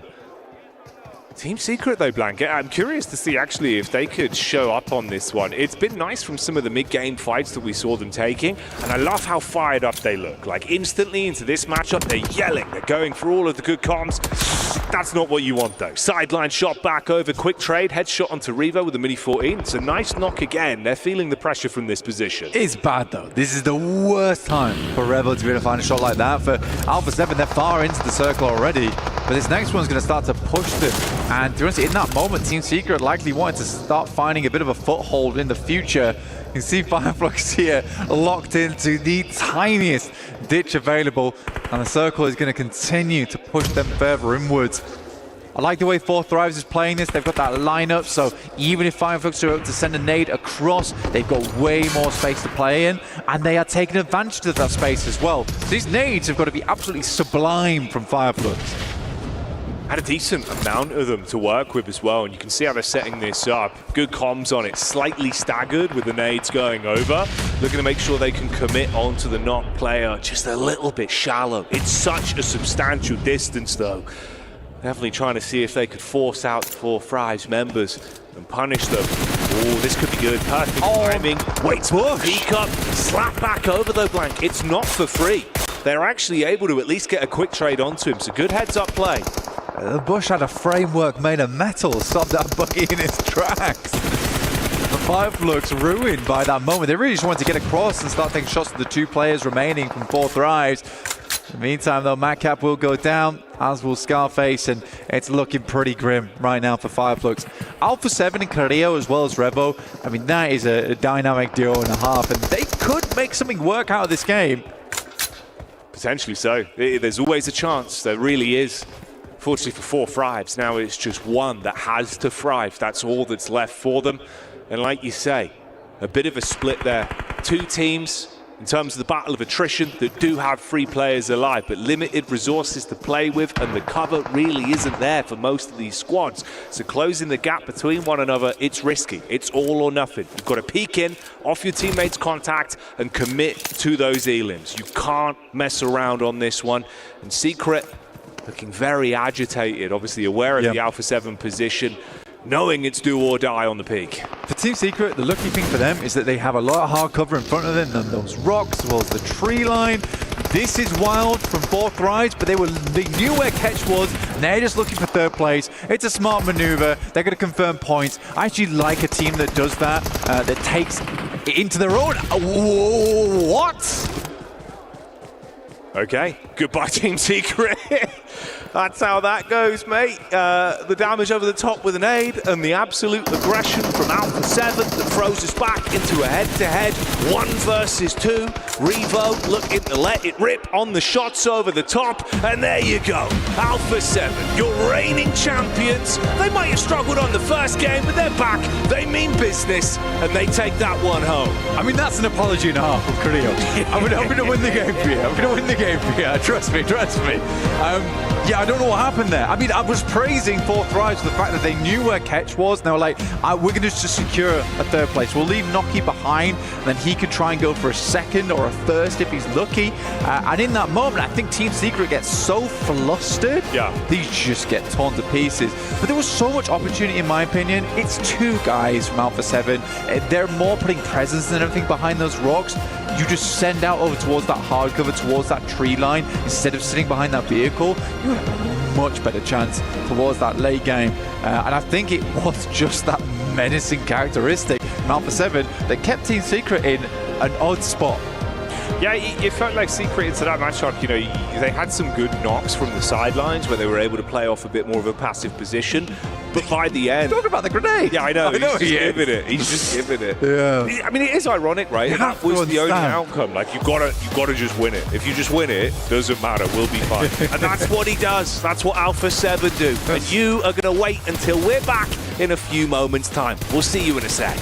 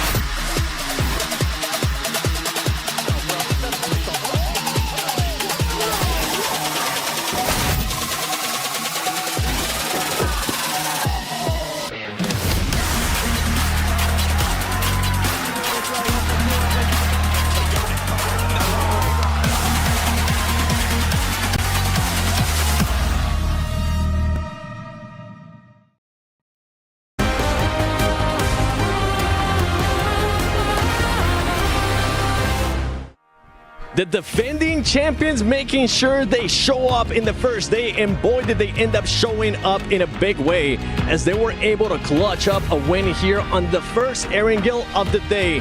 Max, I'm going to be sending it to you right away, and I'm going to be calling you out because you kind of did a bit of a reverse curse on them. You were saying this team is just going to get absolutely eliminated with the rotation that they were doing with that swim play.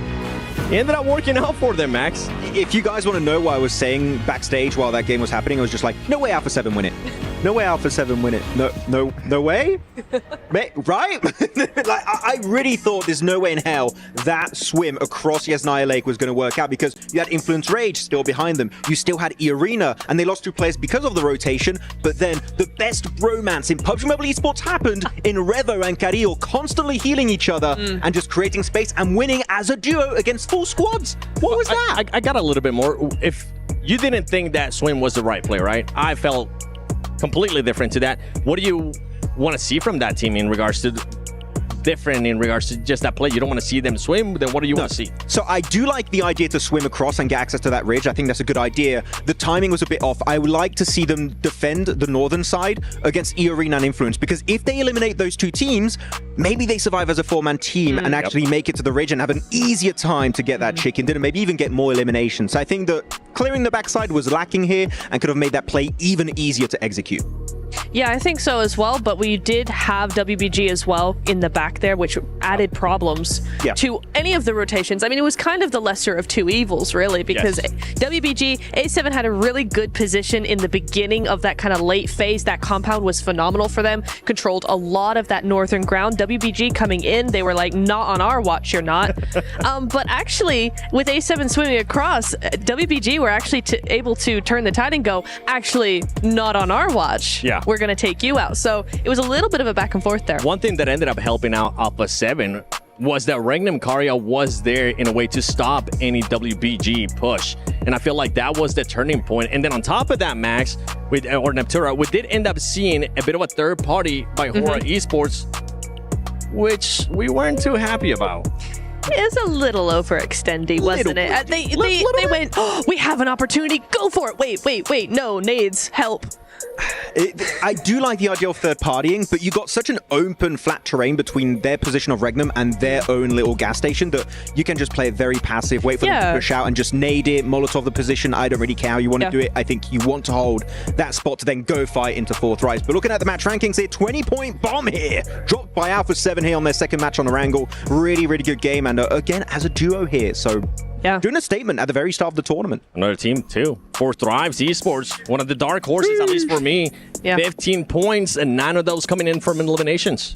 It's really nice to see. I think we've seen actually a really good game for them. I liked the position because typically we see them do a lot of third party. Certainly in Sandhawk, the name of the game for them was that third party initiative. But here they actually played it as a 4-man squad in a field, playing for position, playing the position in zone as well. And I think it was actually really nice difference to see from them. We've seen a lot of Pakistani teams making globals like I8, now we've got 4th Thrives.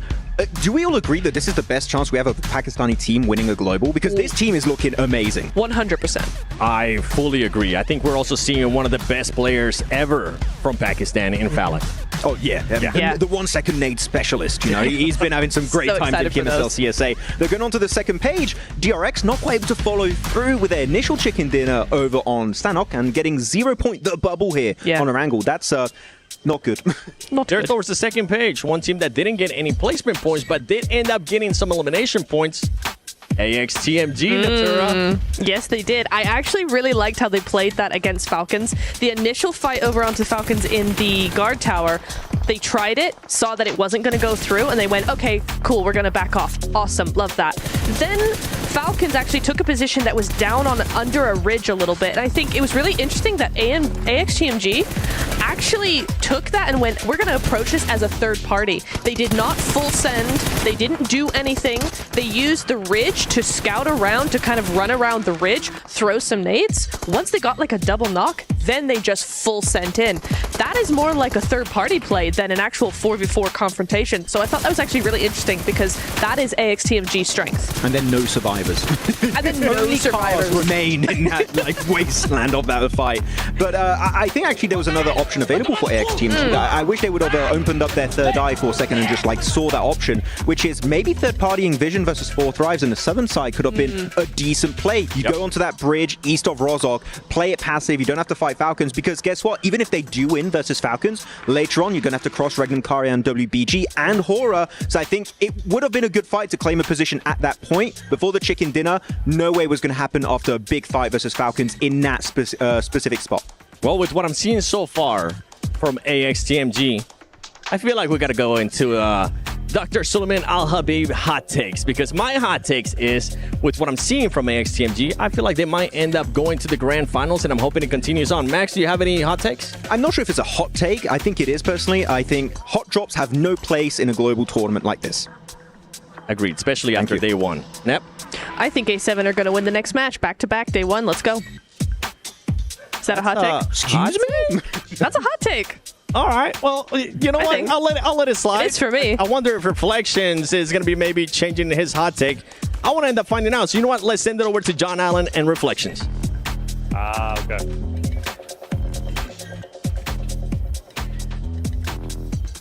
And welcome, ladies and gentlemen, to the Qiddiya Esports Arena. Things are kicking off quite nicely when it comes to PMWC. Alpha 7 coming off a tremendous win. We got to be watching out for them, the returning champions. But since we're 2 maps deep, I think it's now a perfect time to do our Dr. Suleiman Al-Habib's hot take, because things are starting to get spicy. I'm Taylor Reflections Noble, joined by John. And what are we seeing so far, man? Because Alpha 7, that win was huge. That was absolutely brilliant. 2 players against so many full force squads. They held their nerve when it mattered most, and they came out on top. Let's get into these hot takes, though, all right? And I'm going to kick things off nice and strong. Maxman is going to say Team Spirit instead of Team Secret at least 10 times today. Guaranteed. That TS abbreviation, that's tricky. It is tricky. That's why we're casters. He's not. I do question, though, why is Maxman getting so much hate? He was tied up, thrown on the couch before the pre-show, and then now you are also bullying him yourself. What's going on, man? Hey, look, the man needs to stay humble, otherwise he'll predict teams more and more, and we all know that we do not want that to happen. Humility. I think we all could use a little bit of humility. Alpha 7, though, I was actually coming out the gates before that win. I was going to say my hot take was they're not making it, or they're going to the survival stage. They're not just going all the way through to the finals. I got to change that. So now I'm going with Revo. I think he's going to get 50 eliminations, but can he surpass it? We'll find out. Let's head back over to the casters. Hello guys, we're back. You know what my hot take is that we're all really uncreative, and I agree with Reflections. We've got to stop bullying Max. Here's my hot take. I love Maxman so much. That's such a cold take. Everyone knows you love Maxman. Yeah, but you know, what else am I going to say? You're freezing right now. You're freezing cold. Look, I just want Max to know. You're -5. Max, you're amazing. All right, Stop this it. is specifically for you, Max. I'm talking Stop to you right now. fanboying right now. He's so cool, though. The style, the grace, the way that he fills up the place when he walks in the building, Maxman. King of the nades, Maxman. But you know what? Let's talk about another team that delivers almost at the same caliber of Maxman. Alpha 7, that was a hell of a comeback from them. It was a good show up. Yeah. Right? I was worried. I was saying, like, game 1, right, looked kind of sluggish. Everyone looked sad on camera. At least now, kind of happy on camera. Reminiscing about the misplay with the nade, but in a positive light. All blown over, all still mates. I threw a bit too short, you know? It's fine. We won. My finger was a little bit sweaty. I'm sorry. Yeah, it's all right. But he did clutch it. Came home big with it. Hit the straight slick 3-pointer. Everyone's living. Although, how's it going to go from here? Obviously for us, third game of the day, last game of the day for us. Only the halfway point. You recap some of the things we're seeing, right? Again, global trends on this one. Point differential, not that crazy. Mid-portion cap, right? We still got a good half of the lobby that can get a bit of a shift on in this matchup. Power gaming, though, not looking great, Blank. I'll be real, and that's a shame. They're unshimmied right now. Yeah. It's bad. It's bad. And again, there are some teams here that are looking just as clean as the Mr. 7WG himself, but others, they're just not doing so hot. And I think that's going to be the base of this whole cast. We're going to be really nice to everyone and everyone. Yeah, it's super friendly. Yeah, we're just super chill cast. It's nice. As we head in towards our third match of the day, there was a big point that we wanted to bring up, which was on that first angle that we saw there. It was a very southern playing path. Yeah. Forced a lot of teams to head over towards some of the backup drops that they had. Now, I do want to see something that's a little bit more central, you know, even a vertical playing path would be pretty happy with. I want to see a clear-cut decider of where teams going to be playing, because it is not unlikely that you have a day where all of these playing paths are really awkward towards the side of the map, or not allowing you to swing far off towards the west or the eastern side because of where they're situated over 3 matches today. And not only is that difficult for us to get a read on the players and the teams and where they're dropping, but it is really tough for the teams who are going to go home tonight and put a lot of that analytical prep that you see the caliber from Neptura, for instance. No, it's true, dude. It's true. You know, I think it's one of those, Blank, where already at this point today, we're seeing some squads that are being able to thrive with more passive gameplay, some of the heads-up reads where, again, actually a good callback, like Naturo was saying, right? Like the idea of kind of getting over the hump early, where you go in, maybe force yourself into some aggressive hot drops just to see if it gets the blood pumping. You know, obviously, that I think the term is from Moneyball, Blank, it's feed the hot hand. It's one of those that makes a lot of sense in this kind of environment, because obviously, other side of the coin, you see what's happening with Power. It ain't working right now. Yeah. It feels like they're cooling off. Colder than those takes about Maxman.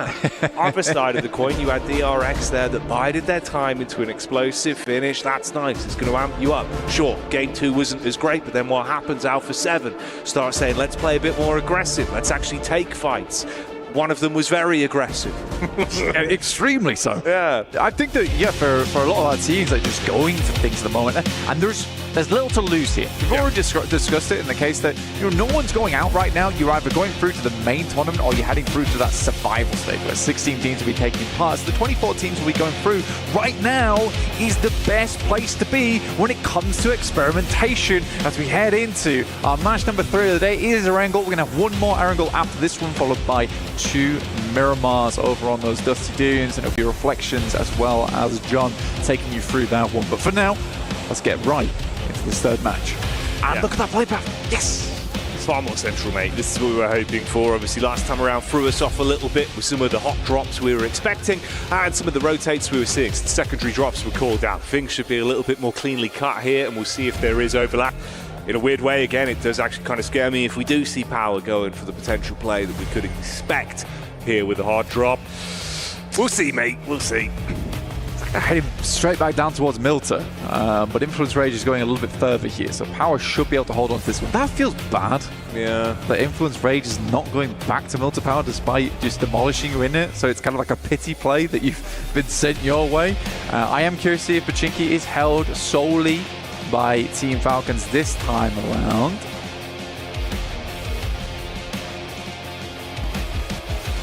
By the fact, again, actually, we do get sort of the distance there from Team Secret. We do seem to be playing this far slower wick of the game. Let it burn late into the night, you know, don't want that one to burn quickly. Yeah. Although I will say the problem was the minute they were actually thrown a bit of a broader sword, it was panic stations. That's where it went wrong. Well, right? there was no parries. No. There was absolutely no parries involved there at all. Even the dodge roll looks sluggish on the side of Team Secret. Heading over towards the Puffker as well, and I do have something to say about the Puffker is that although decent position, it's all right. You do actually see a lot of pro teams these days like moving away from the Puffker as a spot. If you can get somewhere further in towards the circle and comfortably play towards that, you take that. Even if that means holding over towards one of the west or eastern side of Yasnaya, that's fine. But yeah, we'll see how teams play this now. It is a pretty packed map already. But I think that Team Secret, after seeing that, playing in the Pop Cup means you have to push through a lot of teams just to get towards the initial circles, and those initial circles are over towards the southwest side. It cuts a lot of Sosnovka in, which is a bit of an awkward one, where you're not sure whether you'd be heading across or not. It would be cool to see a Sosnovka this early into the tournament, though, Jackie. Yeah, it'd be fun, man. It'd be nice if we actually do get it thrown into the mix.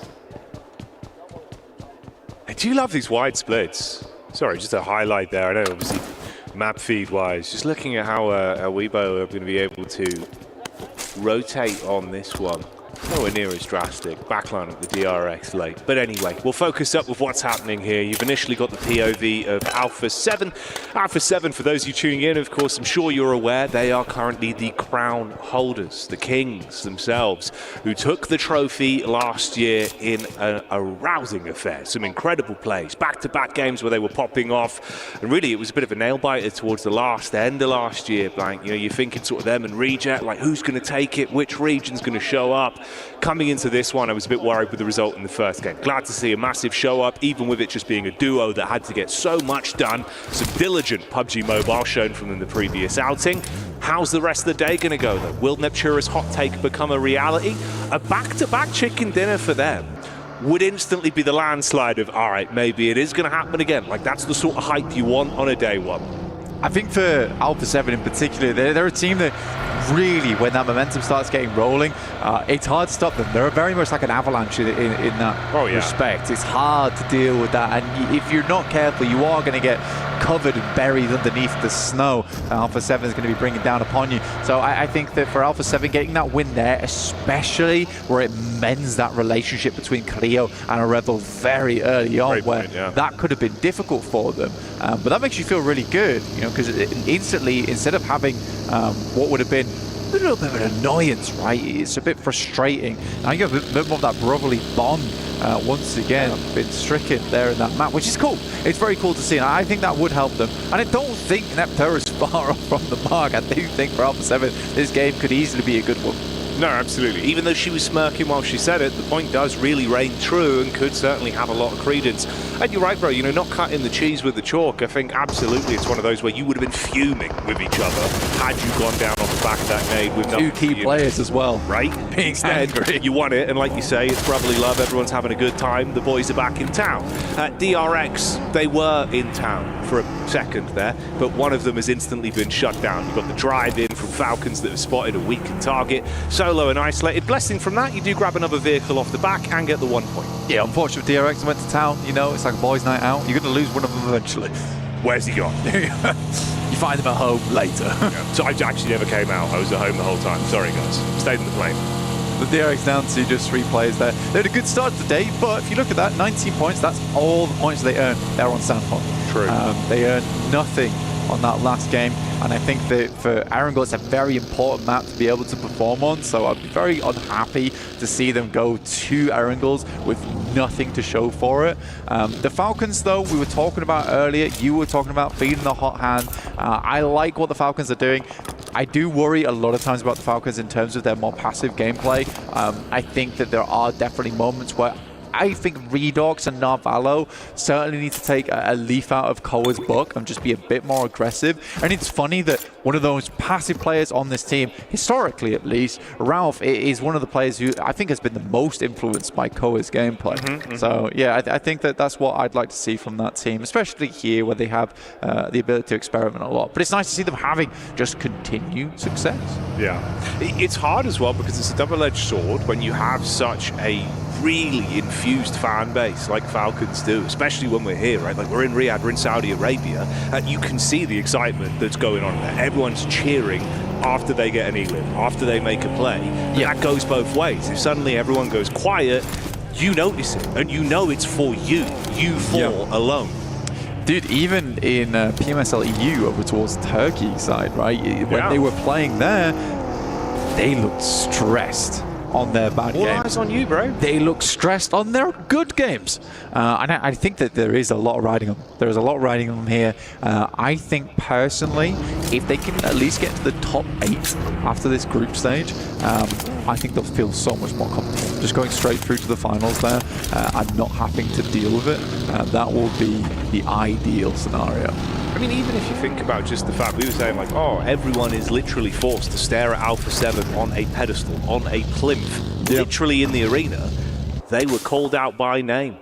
They were there. Everyone else sees Falcons as well, separated from the rest of the squad.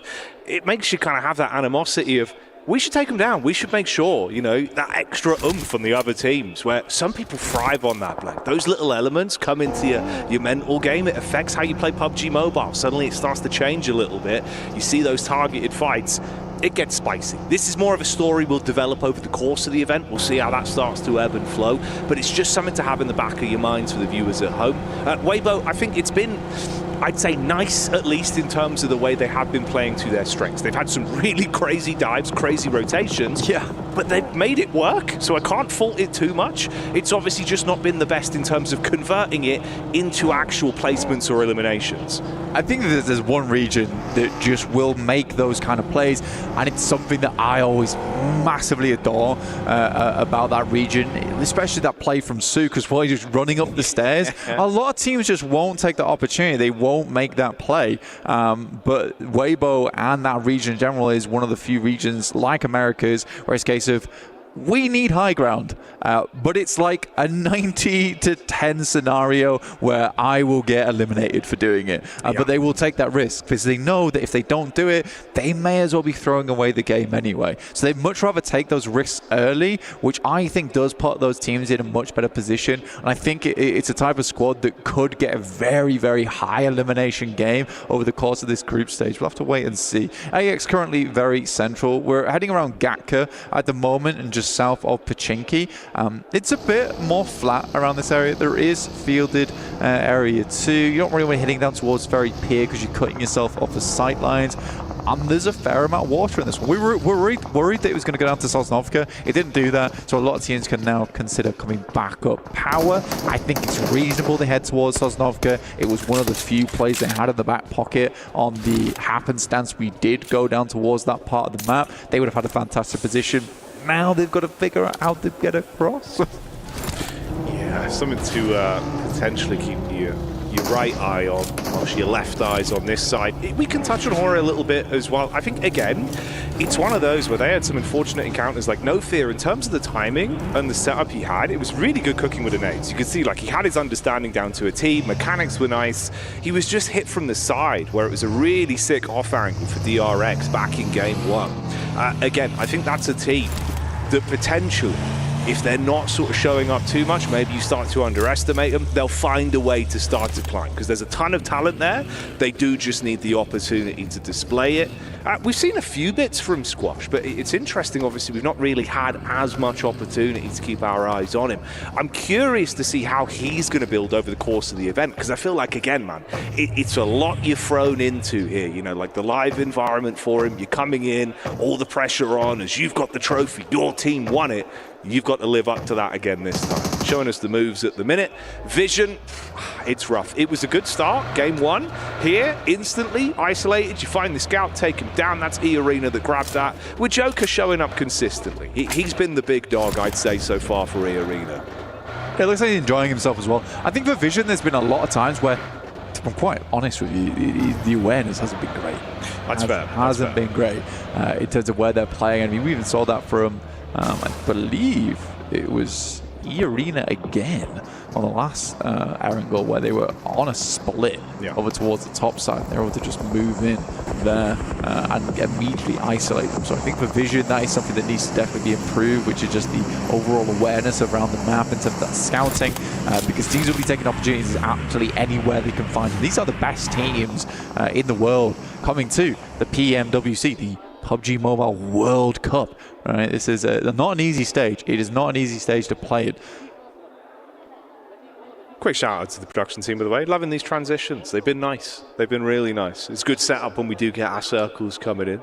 Pat on the back. You guys are killing it. Everyone is. It's been a good day so far. And of course, this is the halfway point. It's why it really starts to matter. We get a feel for how things are looking, the lay of the land, as we develop into the later portion of today's games with the zone on the move.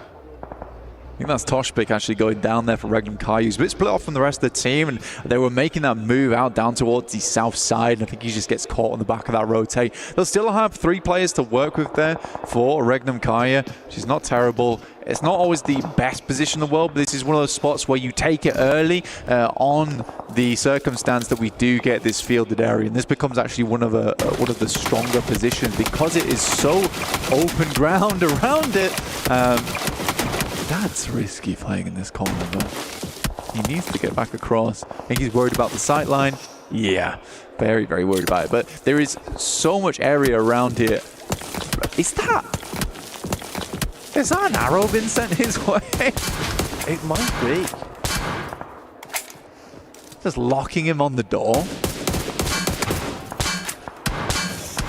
Yeah, this is kind of naughty. I mean, you've just got them pinned, effectively. Like, obviously, smoke wall up, try and play behind, stay tucked in, but you don't have an opportunity to aggress on it. Like, the timing on the face from the angle they've got with the high ground, you should have the shot every time.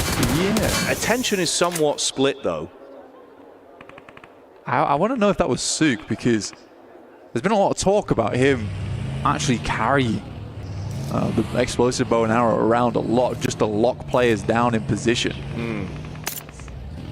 But we'll wait and see. We'll wait and see. That was pretty terrifying there for Regnum Kaya, but they can play that spot. They can certainly play that position, and it might pay dividends in the future. We'll wait and see if that investment was worth their time. For Alpha 7, though, probably wouldn't be getting away from this position on that southwest side. AX are in front of them. They'll have to bash through there. Currently, Power is struggling on this bridge. The amount of times I've seen Falak on this girder, on top of the bridge, is a lot. It gives him so much vision as well. Ooh, okay. Nearly. Window of opportunity, obviously very slim. You've got to chicane on the push up. Trying to keep the help from the back line. Takes a bit of time before he gets the first shot back over, but the first knock is the most important. Quick reposition, got to try and get himself out of dodge. Takes the damage from the drop and the bullet from the side, so into a knock on the bridge, off the angle. Teammates now with more pressure on them. Split there, obviously incredibly awkward for Power with the distribution of squads they've got around them. It's DRX they've got on the other side as well. I'm just not sure what Power was thinking on this one, if I'm perfectly honest with him, where playing on this edge, it's so tough. Yeah, they're getting eliminations here and there, but slowly but surely they are going down. Again, they could have played in from where Team Secret's on, where the circle was, where it encompassed Very Peer. You know there's going to be teams playing over towards Primors. There's going to be teams heading over towards Yellows. This is a situation where there's going to be many, many teams looking to lock you out over towards Lighthouse coming across that bridge. It's just an unreasonable decision, in my opinion, where they could have played it slow on the eastern side of the map. The only other thing I can think of, and I mentioned it earlier, is just that they were hoping, gambling for a Sosnovka finish. They would have been the first there, but I don't know, man. I don't know. Yeah, the odds certainly not in their favour if that was the gambit they were going for this time around. He was unlucky as well with the timing. Nearly got the pop off on the hill to keep himself alive, but Fainan going down because of it. And then Al Haji, you know, you are a sitting duck, effectively. That's the real sort of top and bottom of it. He's just trapped in the coastline. Play zone being the additional squad that will take him down from the back. So again, Power Gaming, I think that's free for free on first squads to fall, other than obviously actually easy. Yeah, he survived as a solo, got those 2 points in the first game, but it's been rough. You're losing at least 3 players in the opening sort of, 2 to 3 minutes of each game now, minimum. It's rough. It's really rough, and there needs to be a big change towards the end of the day. Looking at 4 Thrives, though, they're doing really well. Second place at the moment. I was asked recently who my top 3 players were, and in that top 3 I mentioned Valak because he is one of the more exciting off-angle specialists, and you saw him there even on the bridge. That's another thing I love about the player, is that when he's in that solo position where he's playing off the back of his teammates trying to set up situations, he's so safe, so cautious with it. He was never going for the full-on spray. He was happy to let his teammates find those knocks, find those eliminations, and he just had to be the enabler, essentially. So he's a very, very cerebral player. And if you're watching PUBG Mobile, you never heard of him, I'd keep your eye on him during this entire tournament. 100%, man. You know, nerves of steel and really handy with the steel with how he was taking those fights. This has been Vision trying to get a bit more aggro as well with a dive over towards the hut side, isolate one player there as they get the info onto him. Quick pick up on the crate as well. Grab what he's got on him to restock themselves. Yeah, bro. He looked lost inside that shack, like he had no business being in there, and the arena was just getting evicted. Oof. Yangdong. I mean, they're getting secreted on right now. There's the dive over the back. Secret, again, it feels like they do better when fights are on their terms. When it's suddenly thrown towards them, that's when a bit of a panic kicks in. It was a little bit awkward. They are being at least able to find some recovery from it. The zone's awful for them though, right? Consistently thrusted further forward. They have to just sprint through this, try and take it headstrong. They do win out on the fight, but with the double knock, it's going to still take some time to recover from it. Meanwhile, Weibo again, they always show up when you least expect it, and nades are raining. Why are they on the eastern side of the map right now? There's an insane rotate from them, which I didn't even catch. They were playing down over towards that western side. Suddenly they managed to get themselves all the way over to here. Just wrapped around, and Fireflux do find them. I think they were looking for a holdout as well over towards Fireflux, but losing Suk is not ideal. Matt Cap's been an awesome addition over towards Fireflux as well. Been finding a lot of success for the team. Where Ketch is no longer as potent as he maybe was in the past, Matt Cap has been pretty phenomenal at basically bringing him back up to level. Like, both of them combined make a pretty fearsome duo. There's been some fierce picks as well that we're seeing from the sideline there from Har Har, still being able to keep themselves in a good spot in terms of the eliminations they're finding, where it's not an overcommit. So nice shots, again delivering. Fireflux, it's interesting how much we've actually seen them really being in focal points of fights that have a lot of reverberations for the outcome of the game, but it never feels like it really gives them the oomph they need. They're always on the, the wrong side of the coin. Yeah, that's the 100. Bruised by the nade. That wasn't a coin, that was a grenade. Yeah, it was. That was dirty. Heading through M79, trying to lay down some smoke in the meantime. It's not going to be. Solus does hit the deck though. So does Scarface, and this is looking more and more rough. So very good shots coming through from Regnum Kaya, by the way, from that position they were talking about before. They're currently holding over towards that north side. Shame for Secret as well. If Team Secret were looking to build and compound off the points they were able to accumulate into Game 2, it's not really going to work out as well for them here. You go down relatively early, third squad to exit stage left.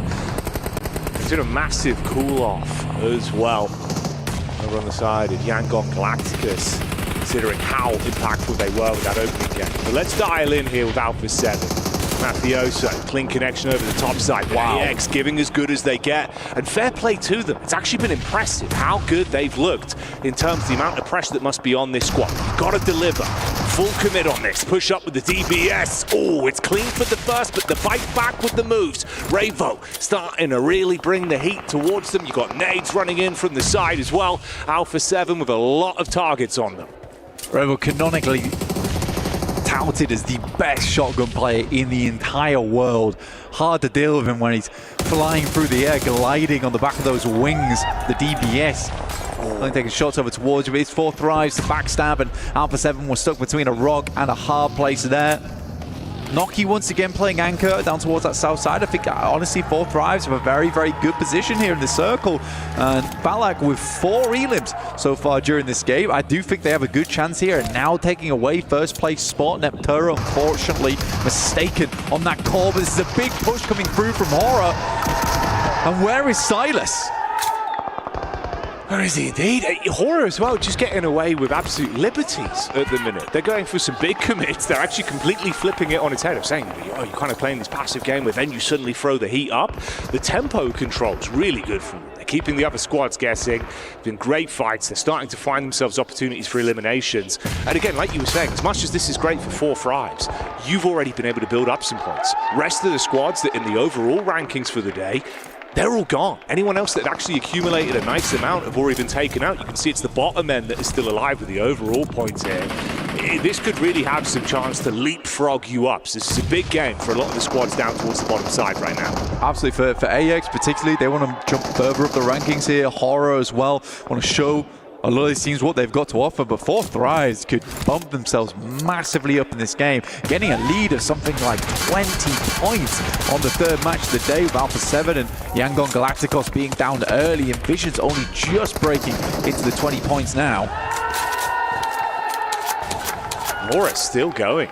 I mean, that's Vision being completely removed, blinded by the power of Har Har Esports again here. No fear living up to his name. as the rest of the squad's playing with that Sleepy and Sky back-to-back. 8 eliminations combined between the two of them. Some impressive maneuvers. And we've been obviously sort of touting, you know, 4-5s, they're in a good spot. If AX were able to find an opportunity to get the drop on them here, sort of pick them to pieces from the sidelines with the scout setup they've got, it could be a bit of a change of pace. They've not looked too bad over the course of the day so far, but taking down a team like that would be huge for them. There's been a nice reset for 4-5s to get back up to all 4 players. That's unfortunate. You're trapped on the edge, nothing you can do. That's the last man going down, so we do wave goodbye to Fire Flux. They've been stuck out on that eastern side for such a ridiculous amount of time. It was not easy for them, but Weibo, despite showing off some pretty cool moves around the map and having some decent rotates into position, they've just not had the staying power in these matches at all. Not been able to dig those boots in to the ground. Felt like we'll be taken down by Sky, which is, to be honest with you, the speed at which he went down, that was an unbelievable spray coming through from Sky. Yeah, Sky's looking crisp today, dude. Like, some of the shots he's being able to find are really impressive, but it's the setup from them as well. The way they're actually sort of jiggling and playing off each other's contact, comms look really clean. Yeah. Absolutely. And Sky's got a massive amount of pressure on him. And we had a nice interview with him at the start of the day where he was saying that I don't really see it as pressure. I just see that fans being just loving us as a team, and I'm going to try and do them as proud as I can. For Sky, he's always been a phenomenal member of multiple different teams. Now, I think he's found a very nice spot here on Horror. Yeah, he is the star figure on that team, but by no means is he not backed up by some of the other players on that squad. I mean, No Fear's been around for a huge amount of time, and Sleepy and Jiggle here really feel like they have melded into the team very, very well. So yeah, Horror's definitely a team to keep your eyes on. I think maybe that's working for him as well, where it's not, you know, the whole squad sort of playing against each other whilst being a team. Yeah. It's being set up where there is sort of, you know, no need for the ego. Everyone's happy to just set each other up, and it's working well, dude. Like, they're passing that baton brilliantly. It's funny as well because Sky is played on like quite a lot of highbrow squads, let's say, where he has not always been the player that everyone looks towards and is like, that's the top player on that squad. So it must be quite nice to be on a team now where he is that star player, but he's still quite a humble dude. So, you know, getting set up, and he's always there looking to capitalize, help his team find that success. And this is an unbelievable position. I talked about earlier where Regnum Karya tried to pick it up early into the game, and it would have had a massive success for them should they've been able to hold it versus Horror, but they just came in very, very fast over towards that position. It was super difficult. They're on the outside of the circle now, though, with Nongshim, Red Force. I think that's Binny and Tizzy currently playing in a shack of their own, and likely Horror's going to struggle unless they can start finding picks on the outside of the circle over towards AX or Influence Rage. Yeah, it's been good shots, but it's the fact that they're not really being fully able to convert off the back of it, with the cycling of those knocks being really just stalemated. Henry here, you get the POV from the man, spamming over towards the side. Good split as well for the backside. Sleepy still gets the tag back in. That's an instantaneous shot onto Henry. And they really do just take him out instantly. Good read of the lay of the land as well. So Arian's trapped behind the vehicle. Bullets coming in from the side. 4-5 still trying to keep themselves involved in these encounters and snatch points where they can. Cyrex tried to edge his way down towards 4-5, but was immediately shut down there. Henry, I think, was on 12 bullets left in the next magazine, so wasn't a lot at all. That's 3 loot crates, by the way, that I can see on the map there. And those could comfortably create some cover, but the speed at which Horror's going to have to set up this flying V is going to have to be very, very quick. Horror sends out, though, and no one's currently taking shots. Binny and Tizzy are currently encapsulated in smoke. One goes down, but it will be Arian to go down next. And Horror efficiently gets themselves over there, but can they get their player back up again? 4-5s have been doing what they've been doing for so long here as well. The minute there's an opportunity set up by someone else, that's when they capitalize from it. So AX open up the fight. You see the weakness there on Horror. They come in for the sideline sweep, get some damage in. Nonshin Red Force as well, finding an opportunity to get one shot in from the back, and that's all they really needed. It's fragmented the squad. They go down from having 4 members looking really clean to just 2 isolated split on them. I think it's good, though. Honestly, if I'm fully analyzing this, Horror makes a sacrifice and it pays off for them. Yes, they lose 2 players, but given that moment, it gave time for both No Fear and Sky to get further into the circle. Such an important moment for them where it actually could have gone really, really wrong. And that's what you want from teammates. Teammates who are ready to make the ultimate sacrifice for you in-game to allow you to get a little bit further, a little bit more points on board. Beautiful stuff. That's what I mean, the lack of ego. You see it there. Everyone's playing for the big picture. They're not worried about the stats, they're worried about the placements, they're worried about how it results overall for their tournament run. That's a brilliant way to think about it. You've got the late backstab potentially from Influence Rage. I mean, that's Law, the solo member with Red Force trapped, living on borrowed time inside the hut. Near miss from the nades as well, dashing them towards them. 4 Thrives have been able to play on the back foot for quite some time, wait for everyone else to come towards them. Now they do have to advance somewhat. Horror, of course, with those 2 players, like we said, still could have influence. The quick trades are made. 1 shot back over 4 Thrives taking issues. Shin go down. Farlak with the quick shot back over. That's No Fear out of action. And Law still just belly crawling further forward. I mean, look at the split here. A chance for at least a sneak into that 2nd place. He had the 1 nade and the 1 Molotov, so could have actually efficiently cleared out 4 Thrives, but 12 eliminations, now looking for the 10-point. Bobs up just as he gets res there, and that could have been absolutely treacherous for them. And now nade's getting sent over the top, and it's unbelievably placed. Coming through from 4 Thrives, taking them to a 24-point game. Massive scenes.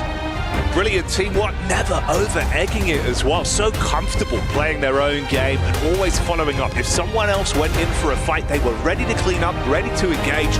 Good rotates on it, and they're going to be happy with that one, but that is a massive gainer.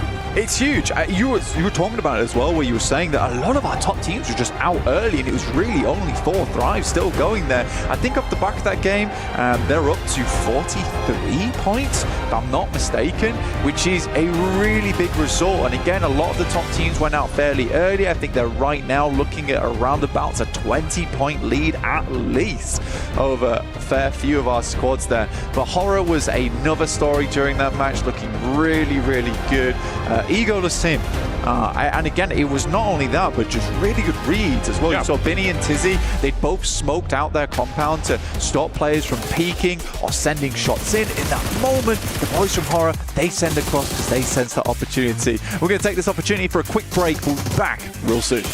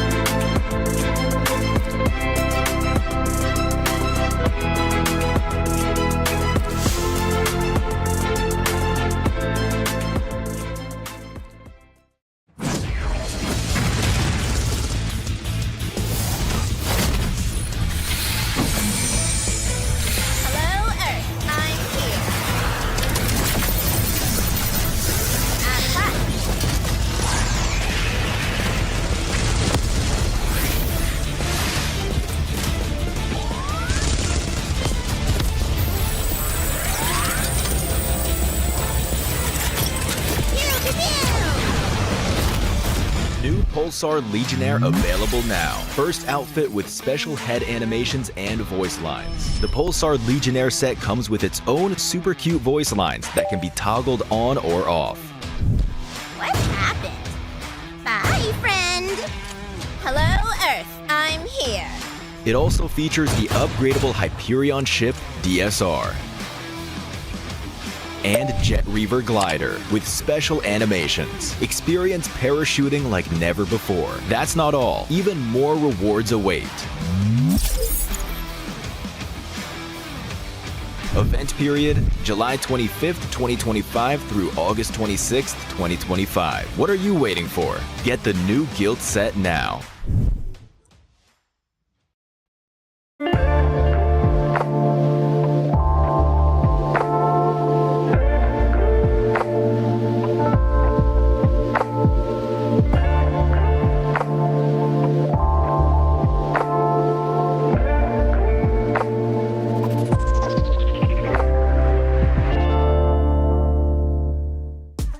We start off our day in the Qiddiya Players Lounge, where they come for rest, relaxation and refueling. And we have this gorgeous Qiddiya photo booth, of which we have a replica of none other than the key itself. I'm going to take this one with me. Across from us, we have a reaction royale, where players can test out all of their fantastic reaction speeds. Doc C, by the way, from Nongqing Red Force, is only at 15th place. I don't know about you, but I think he could do a little bit better than that.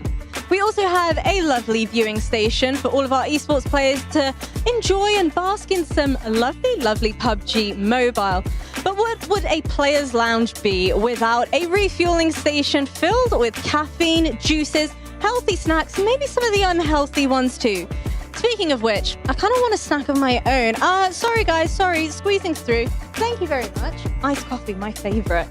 We then head on over into none other than the Heroes Club, where we end our tour. The Heroes Club is exclusively reserved for EWC victors of the past, last year, but also the ones still to come. Only time will tell which one of our PUBG Mobile teams will have the glorious pleasure of joining us in there.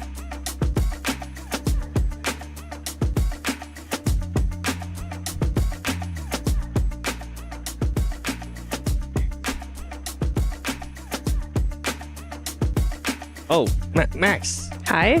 Thank you. Hello, Sorry, guys. I was mimicking there what Alpha 7 did, but you know what? We're going to talk about that last match because, boy, did Pakistan show up with 4 thrives, being able to just take advantage of APG not being here and getting that win, Max. Hey man, Pakistani here for the win, really. The best Pakistan has looked in the global. Such a good win here this time around because from the very word go in this match, Alpha Gaming's not playing this match, right? So they're not going to be dropping a military base. They're not going to be contesting the western side. So 4 thrives, this game was pretty much from the start put in easy mode. Even though it was not quite that easy a game, I just like that fight in particular was normally making it a bit hard for them back in CSA. But the control they had with Falak on the beams, able to clear all of power, man, 4 thrives, I was scared them going into global after CSA. How are they going to perform? All of my doubts have been already cleared that they know what they're doing. They have a game plan here coming into PMWC. Yeah, I mean, from the interview that I was able to do with Falak, that player is just oozing confidence, saying we're not really feeling any type of pressure. Everybody has experience, and that is showcased here in that last match. 24 points, 14 eliminations, being able to back it up there with the win. On top of that, you have Har Har Esports, CSA pretty much just taking over Neptuna. They really are. I mean, we love to see it, right? Yeah, and again, it's very top heavy. All for CSA, look at that, 24, Hey, 16, 10, and then 7 and 5 and down below. So, I mean, yeah, Influence Rage, kind of the silent partners there, even though they got the double elims. We didn't see too much of them. But yeah, 4 thrives and Har Har coming in clutch there. Some really, really strong performances. Hey, I thought Har Har were going to win the whole thing. I really did.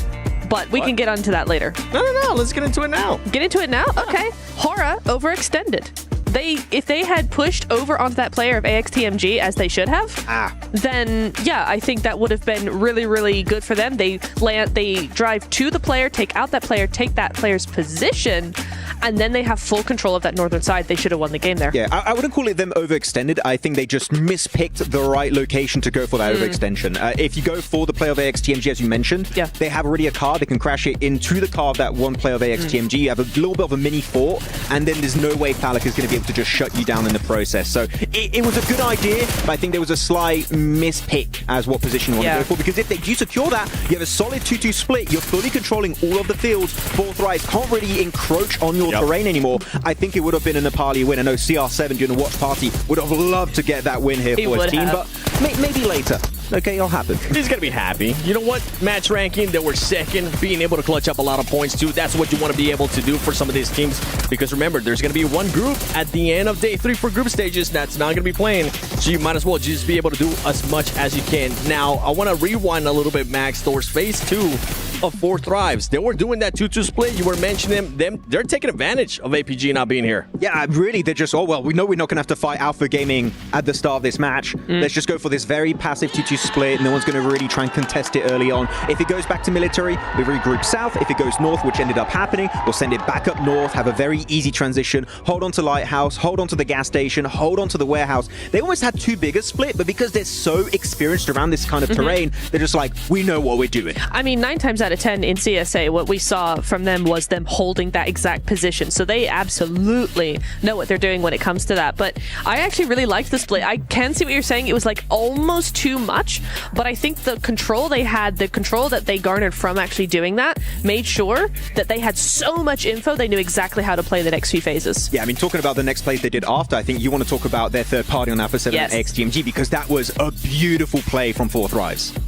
Yeah, it was. I thought it was playing to their strengths. If you're a team, as a team, you want to play to your strengths. Not every team knows how to do that. So for me to see that, to see them go, oh, A7, AXTMG, they're popping off. They're going at each other really heavily. We need to third party that, use that our strength, and then to not overdo it and not go over to AXTMG. Just take A7 and go, okay, we're done. We're going to go back. Really, really well thought out from them. I mean, one player that absolutely popped off for 4 Thrives, and I mentioned it. I'm glad I mentioned it right before. I was like, the best player of Pakistan ever, Falak, popping off with 7 eliminations, 1,000 damage. Okay. Okay. He's cooking.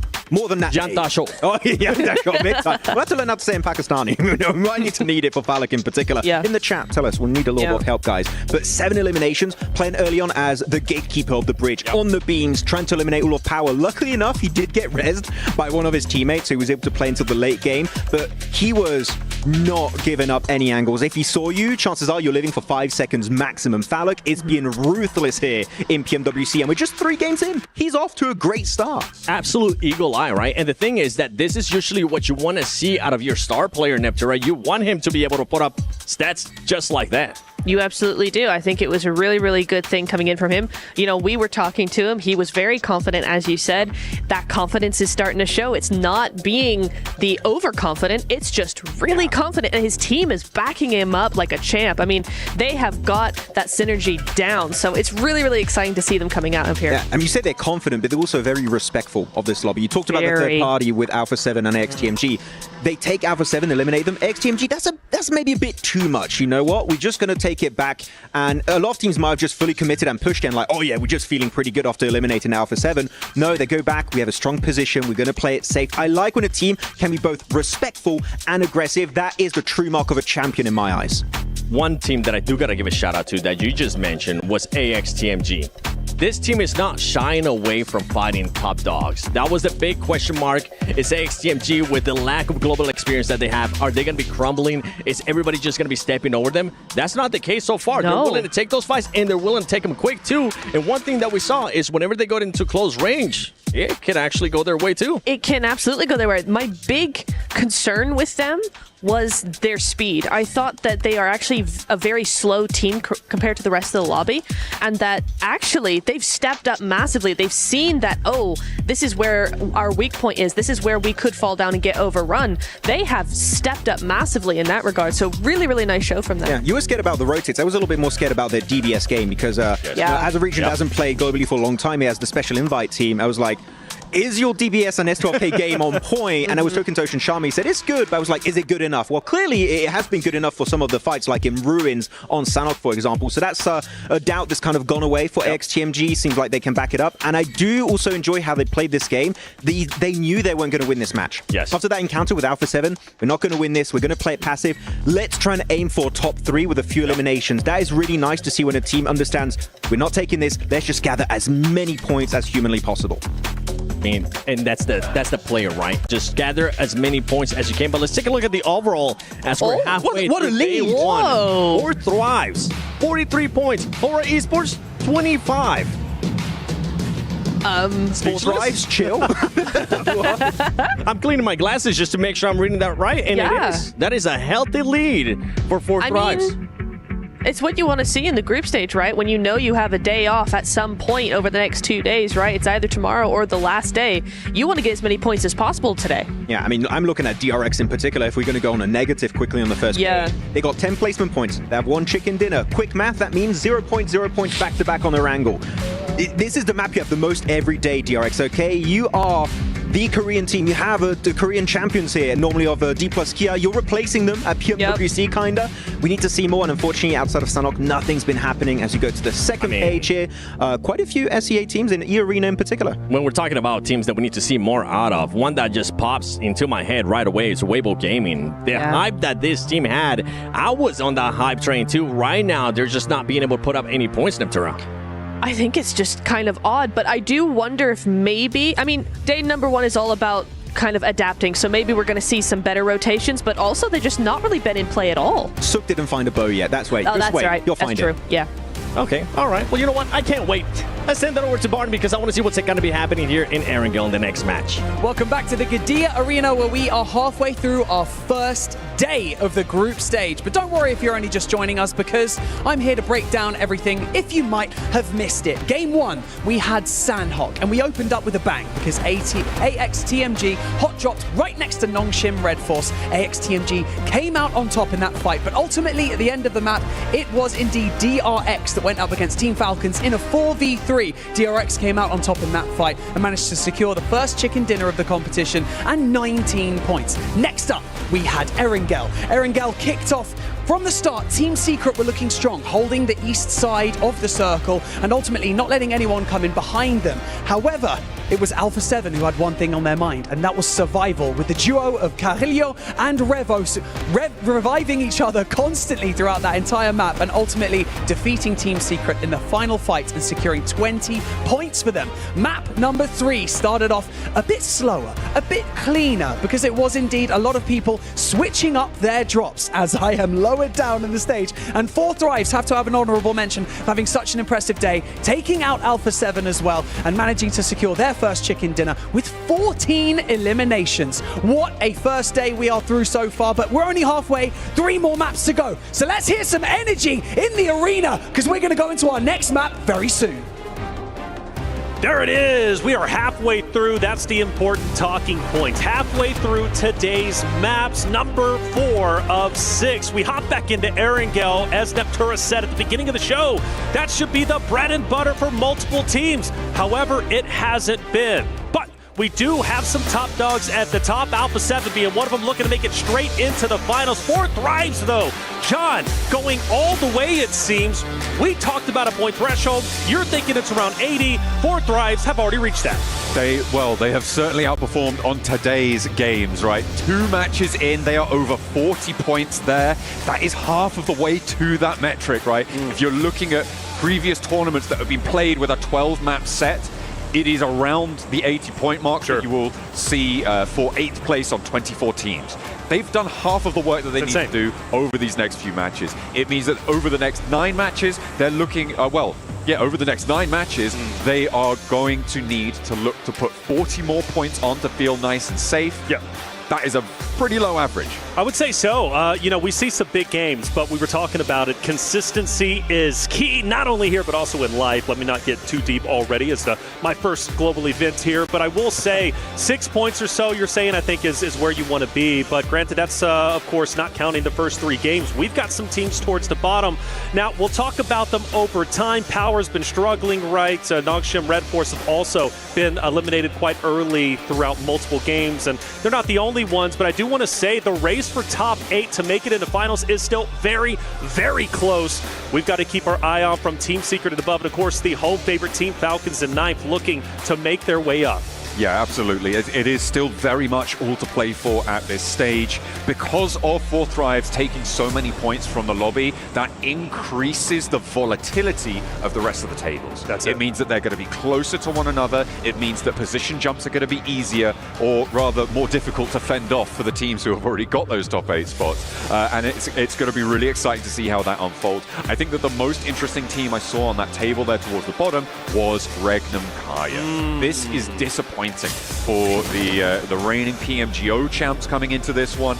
They need to step up. They need to step up fairly quickly. I have no doubt in my mind that they can do it. The question is, will they bring it to bear today? That's the question. We got a nice zone. Liking it, potentially setting up for a bridge zone. I love bridge zones. More importantly, I love military, but most likely going over to the mainland. But I do want to focus in as we've got 2 teams maybe about to skirmish out over on military. Of course, talk about Fireflux, and you got Team Secrets most likely going to be running into each other. They could have a truce. Maybe they say, hey, you go over to the right side bridge, we'll take over to left, and we'll just go our own way. But if I'm Team Secret, I've been on fire today. I'm not going to be intimidated by anybody. And you want to talk about being on fire? Fireflux is quite literally there in the top 3 running. So I'm looking at them to potentially be one of the front runners in the engagement. But who knows? We'll see how it ends up unfolding. What else do we see? At the moment, it looks like Team Secret might just be heading out to the east, disengage. West and east bridges both available still. At the moment, it doesn't seem like too much more is unfolding. I feel like George Pole is potentially a little bit of a hotspot for contest on this northwest side. 2 teams in South George, Alpha 7 up in North George. That crossing down south that, because of this first circle, is going to have to happen for Alpha 7, could be under duress, could be a little bit of conflict in their future. Yeah, but you got to think about who they're going against, right? E-Arena, who, well, let's face it, they've been struggling, only sitting at 8 points, currently in 13th place, and Alpha 7 being the top dogs they are. Winning that game, by the way, game 2 with 2 players was phenomenal. I could not believe my eyes. You actually called it early. I wasn't a believer until the very end, but able to get, 4 to 5 revives overall. It was Revo and Korea who was able to get that win. So if I'm E-Arena and, of course, having to rotate down, I've got to go against Galacticos. That's not going to be an easy fight for either of those rosters. So for Alpha 7, I'm still favoring them, but you're right. I think we will have a skirmish soon. They could always break out further to the east, right? There is always that option to go for a wide swing, but depending on the pace that they can loot, the pace that they can get out of North George, they may be able to avoid that altogether. So we'll keep an eye out on that one. Team Secret, they did move all the way over to Novo. This is on the military island right now on your screens. They did move out east, so no conflict here for the time being. The question I have is, where are Fireflux going to rotate? I expect Team Secret to be going over the east bridge. I'm wondering if Fireflux are going to try and join them, because you're going to be aware that 4 Thrives are going to be on the other side of that bridge. And right now, I don't feel like you want to head towards this team. I don't think so. 4 Thrives, they're obviously the top dogs for a reason. Will they be the top dogs by the end of this tournament? Who knows? But right now, they are undisputably the best with more than double the points, even over second, which is Hora. But I would think so, though. You know, for Fireflux, I would go to the right side bridge alongside that at Team Secret. But then you have Power over there, too. And Power, I don't know. There's no reason for them to go too deep into the zone as of yet. Bridge camp potential, you think?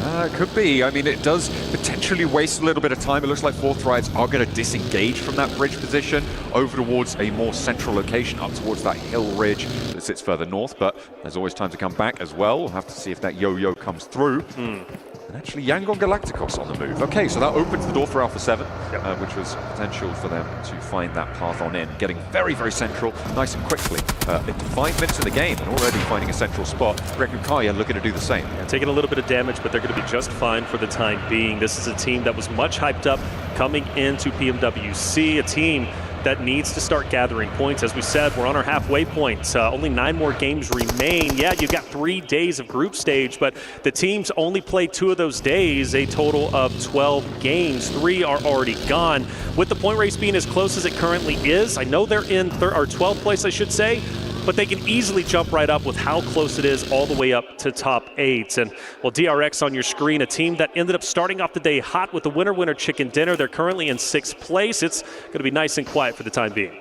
Yeah, just bunkering down right now. Early circles, keeping it chill, keeping the nerves in check.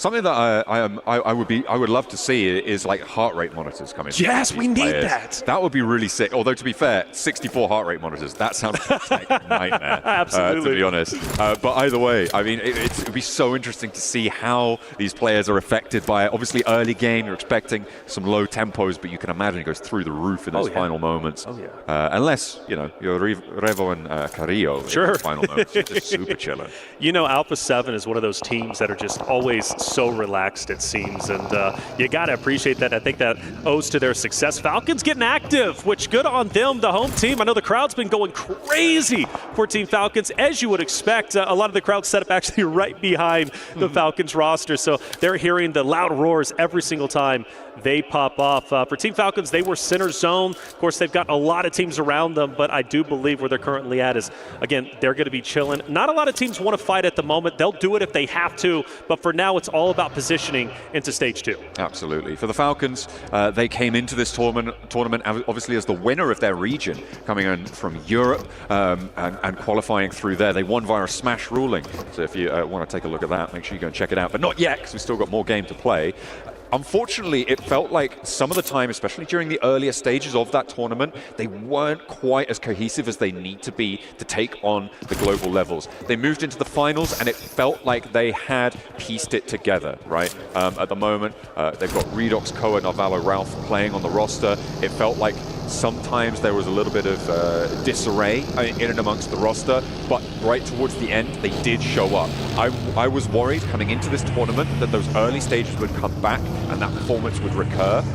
For now, it seems like they're holding their nerve. There have been 1 or 2 missteps today in some pretty crucial moments, but I think for now, I'm pretty happy with where they're sat, up in 9th place, 18 points. They've got this first point on board as well. Yeah, it's day 1, right? Since only 3 games in. We talk about teams struggling, but you know, right now it's time to get your feet underneath you, get used to the LAN environment. There are several players out there, this is their first LAN, and it hits differently, right? When you're playing at home, you're nice and comfortable, there's no pressure virtually, you're feeling okay. When you come to the LAN experience, you got crowds yelling at you, maybe booing you, maybe cheering you. You got a mix of emotions. For Team Falcons, I think they're doing just fine, and you talked about their progression. Well, we need to see progression from so many different rosters, and honestly, for me, Alpha 7, I wasn't happy with their America's performance, I really wasn't, but I think that narrative's out the window. I'm feeling good. We shift now to mainland, and now we get to see Fourth Rise. They're going to gatekeep, of course, one of the rosters going across. Fireflux are already trying to make their way through, but this eastern side is really heating up around Potato Hill. You've got Aura trying to make their way on through, Power leading the charge from that side of the map. Influence Rage going for a wide sweep out towards the north. The question is, where are they going to cut in? Are they going to go all the way out? Maybe challenge Alpha 7. There's potential there, depending on how far they go. They know they'll be on a home ground fight, right? Influence Rage versus Alpha 7. These two rosters will be familiar with one another. Yeah. That could have a little bit of an edge in this fight potentially, or the same could be true on the other side. Influence Rage on your screen. Been happy with this roster through America's second place. They played so very, very well. In fact, even outdoing that of Alpha 7 during the PMSL Americas season. Well done for them. They've not done too bad. I know they're in 10th place, but again, that point gap, that point spread is just so incredibly close. But we're talking 4 points from going from 10th up to top 5, right? So for Influence Rage, happy they're going to be on the dead side of the zone in the north. I'm very curious how that's going to end up paying off for them. I want to see them make a deep run. I feel like Influence Rage is a roster. They've been around. We've talked about them on the global stages before, but this is the year I think they're truly going to show what they're made of. I would hope so, but it seems like they have always been the little brother of the region, right? They are there, they're powerful in their own right, but they just haven't been able to take that next step. Maybe they'll find that development here, but I feel like with Big Brothers Alpha 7 in the lobby, it's going to be hard to try and take that fight. Yeah. Well, and that's a great point, right? When it comes to Americas, it was a region that we paid attention to mainly for Brazil, North America. I know we've got our struggles. We're going to try and make it back up eventually. We're getting better, I promise you.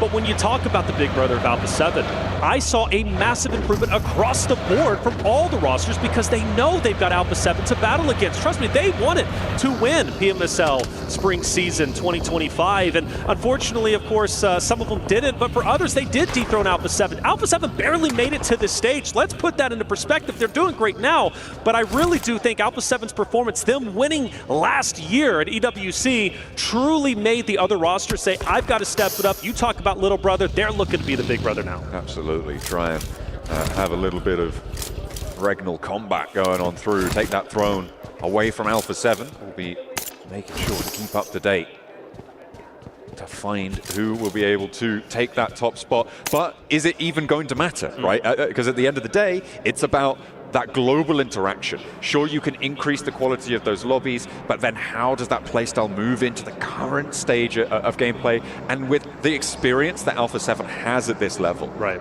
I think that is going to be a massive, massive hurdle to overcome for the teams looking to catch up.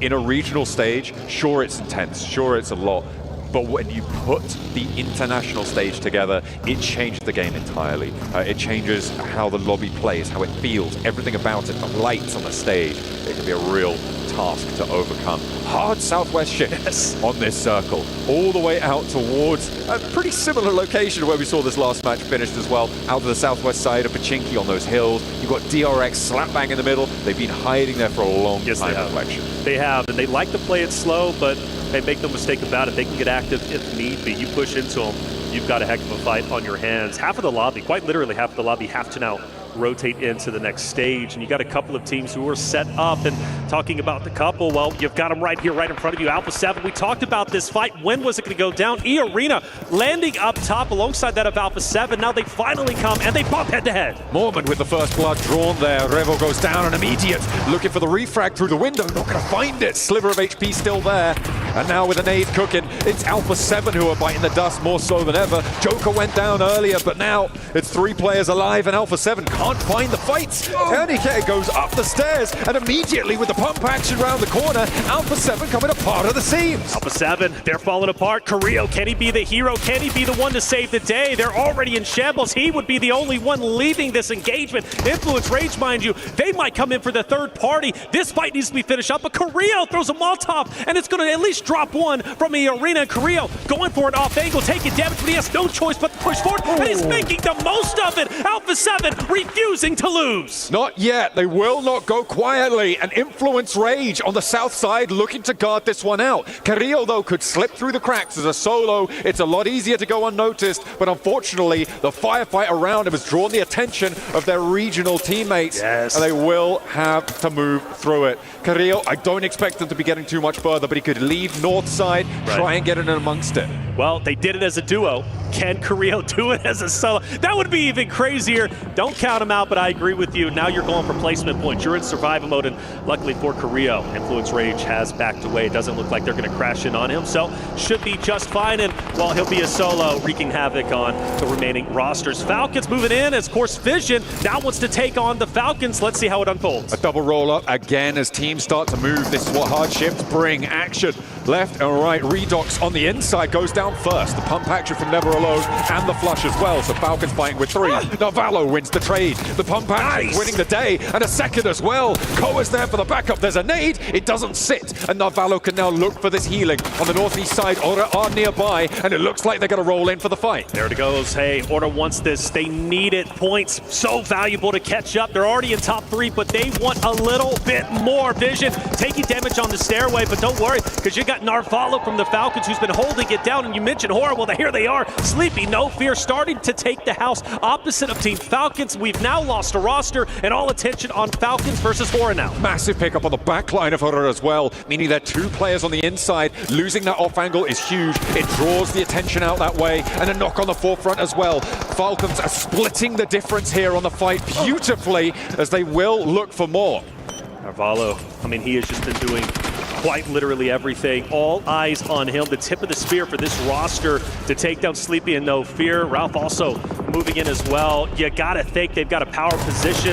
That stairway is always hard to push up, though. It's gonna be a choke point, and you know dang well Horror's gonna be looking straight down it.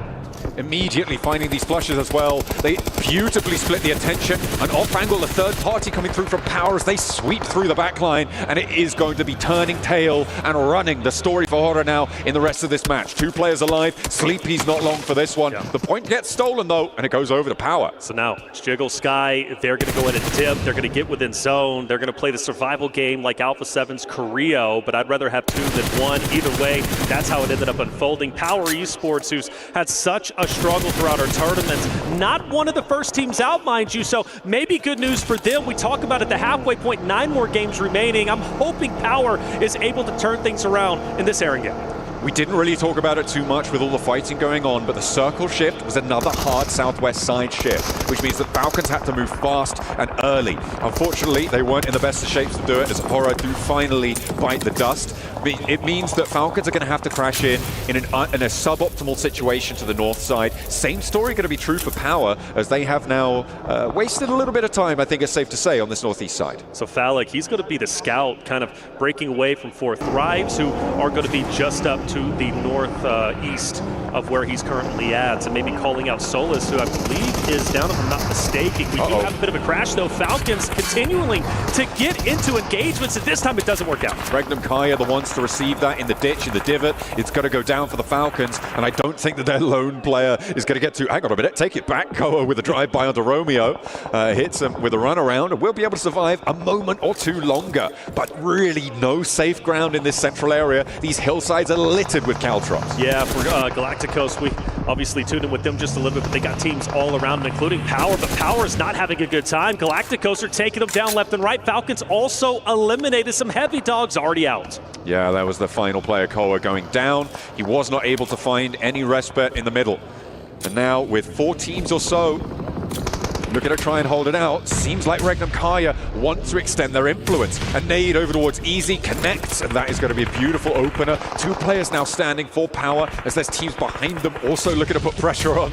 Rolling on out, Regnum Kaya not going to let Easy go down, and the 2-2 roll around will be good for it. However, there is a sideline that they need to be worried about. Get the cover in. Wild low as well. The vehicle's going up in smoke, and Loxy's down all of a sudden. Yeah, he's down, and I believe that was a third party from DRX way off in the distance, getting some shots out. And well, we got Team Secret also trying to survive. I mean, you got so many teams in shambles, and when you gotta go to these shacks, I call them the Death Shack, you're in a lot of trouble. But the teams have spread out quite a bit. I'm actually surprised we've lost so many rosters and players at this stage of the game.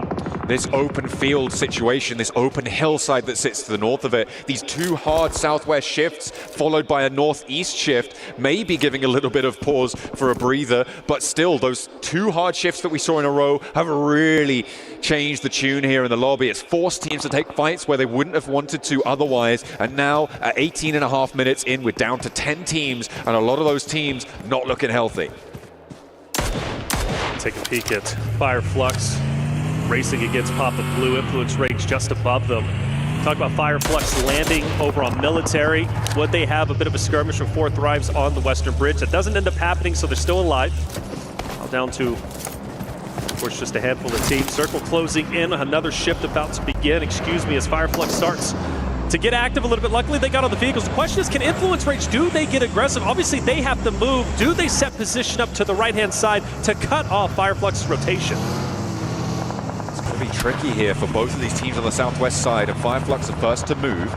For the moment, Influence Rage still holding in their compound near Quarry, and they're going to have to try and go in a little bit later. So Fireflux, where are they going to opt to crash in? They've already sent 2 players towards this Regnum Kaya stronghold. I don't know how that's going to go for them. We know that there's third-party angles on there. They're already getting lit up. Scarface with a slow roll around the side, but the vehicle takes him down. It's Regnum Kaya and Nongshim Red Force on the crossfire. Now the 2 remaining players of Fireflux going to try and send Long over to the north side. A straight cut through the circle on the western flank. And in the meantime, in the wake of that rotation, Influence Rage push in from the west. Yeah, they're coming in, and they're going to be coming in hard. It's going to be a big push from them. Regnum Kaya needs to watch out, of course, as Influence Rage, a dominant team. Fireflux, I cannot believe that they're still alive in this moment. It's so unfortunate they lost 2 of their players, so now they've got to go at it. And well, Influence Rage actually looked to be crashing in on Korea, who's been a solo for the longest time.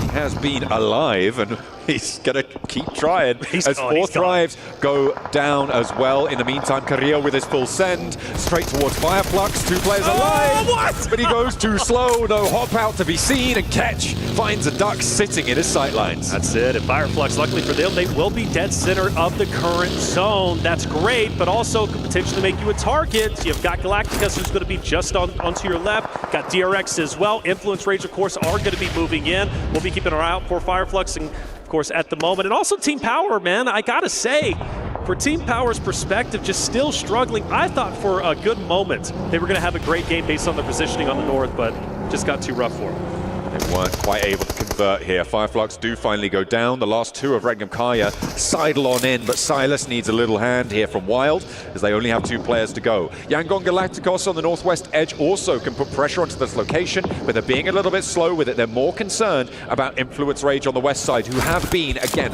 very slow, very tepid in their rotational pace here on the west edge. As things start to slow down just a little bit, shots are ringing out, but nobody really at risk of going down except for Lil Boy. I'd say Galacticos trying to take him down. They will do so. The rest of the Influence Rage roster, I guess, a little bit separated. Lil Boy maybe being a scout, can't get away. And that's so unfortunate because they had such a strong position on this side of the map, and now they've got to recover and make a decision. Do we go for revenge, or do we just continue to play the dead zone, get in there, and maybe watch our backs? Because, of course, you know, Red Force, they're going to be moving in just behind them potentially, but I think that's an oversight, leaving Lil Boy out by his own. But they're going in, they're crashing. They may have expected Yangon Galacticos to go further forwards, in which case the Lil Boy would have been in prime location to take those backstab shots when Influence Rage needs to move up north.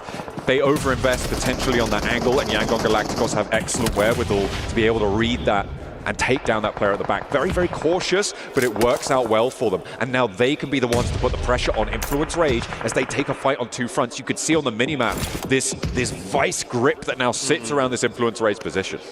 So they got to make a decision.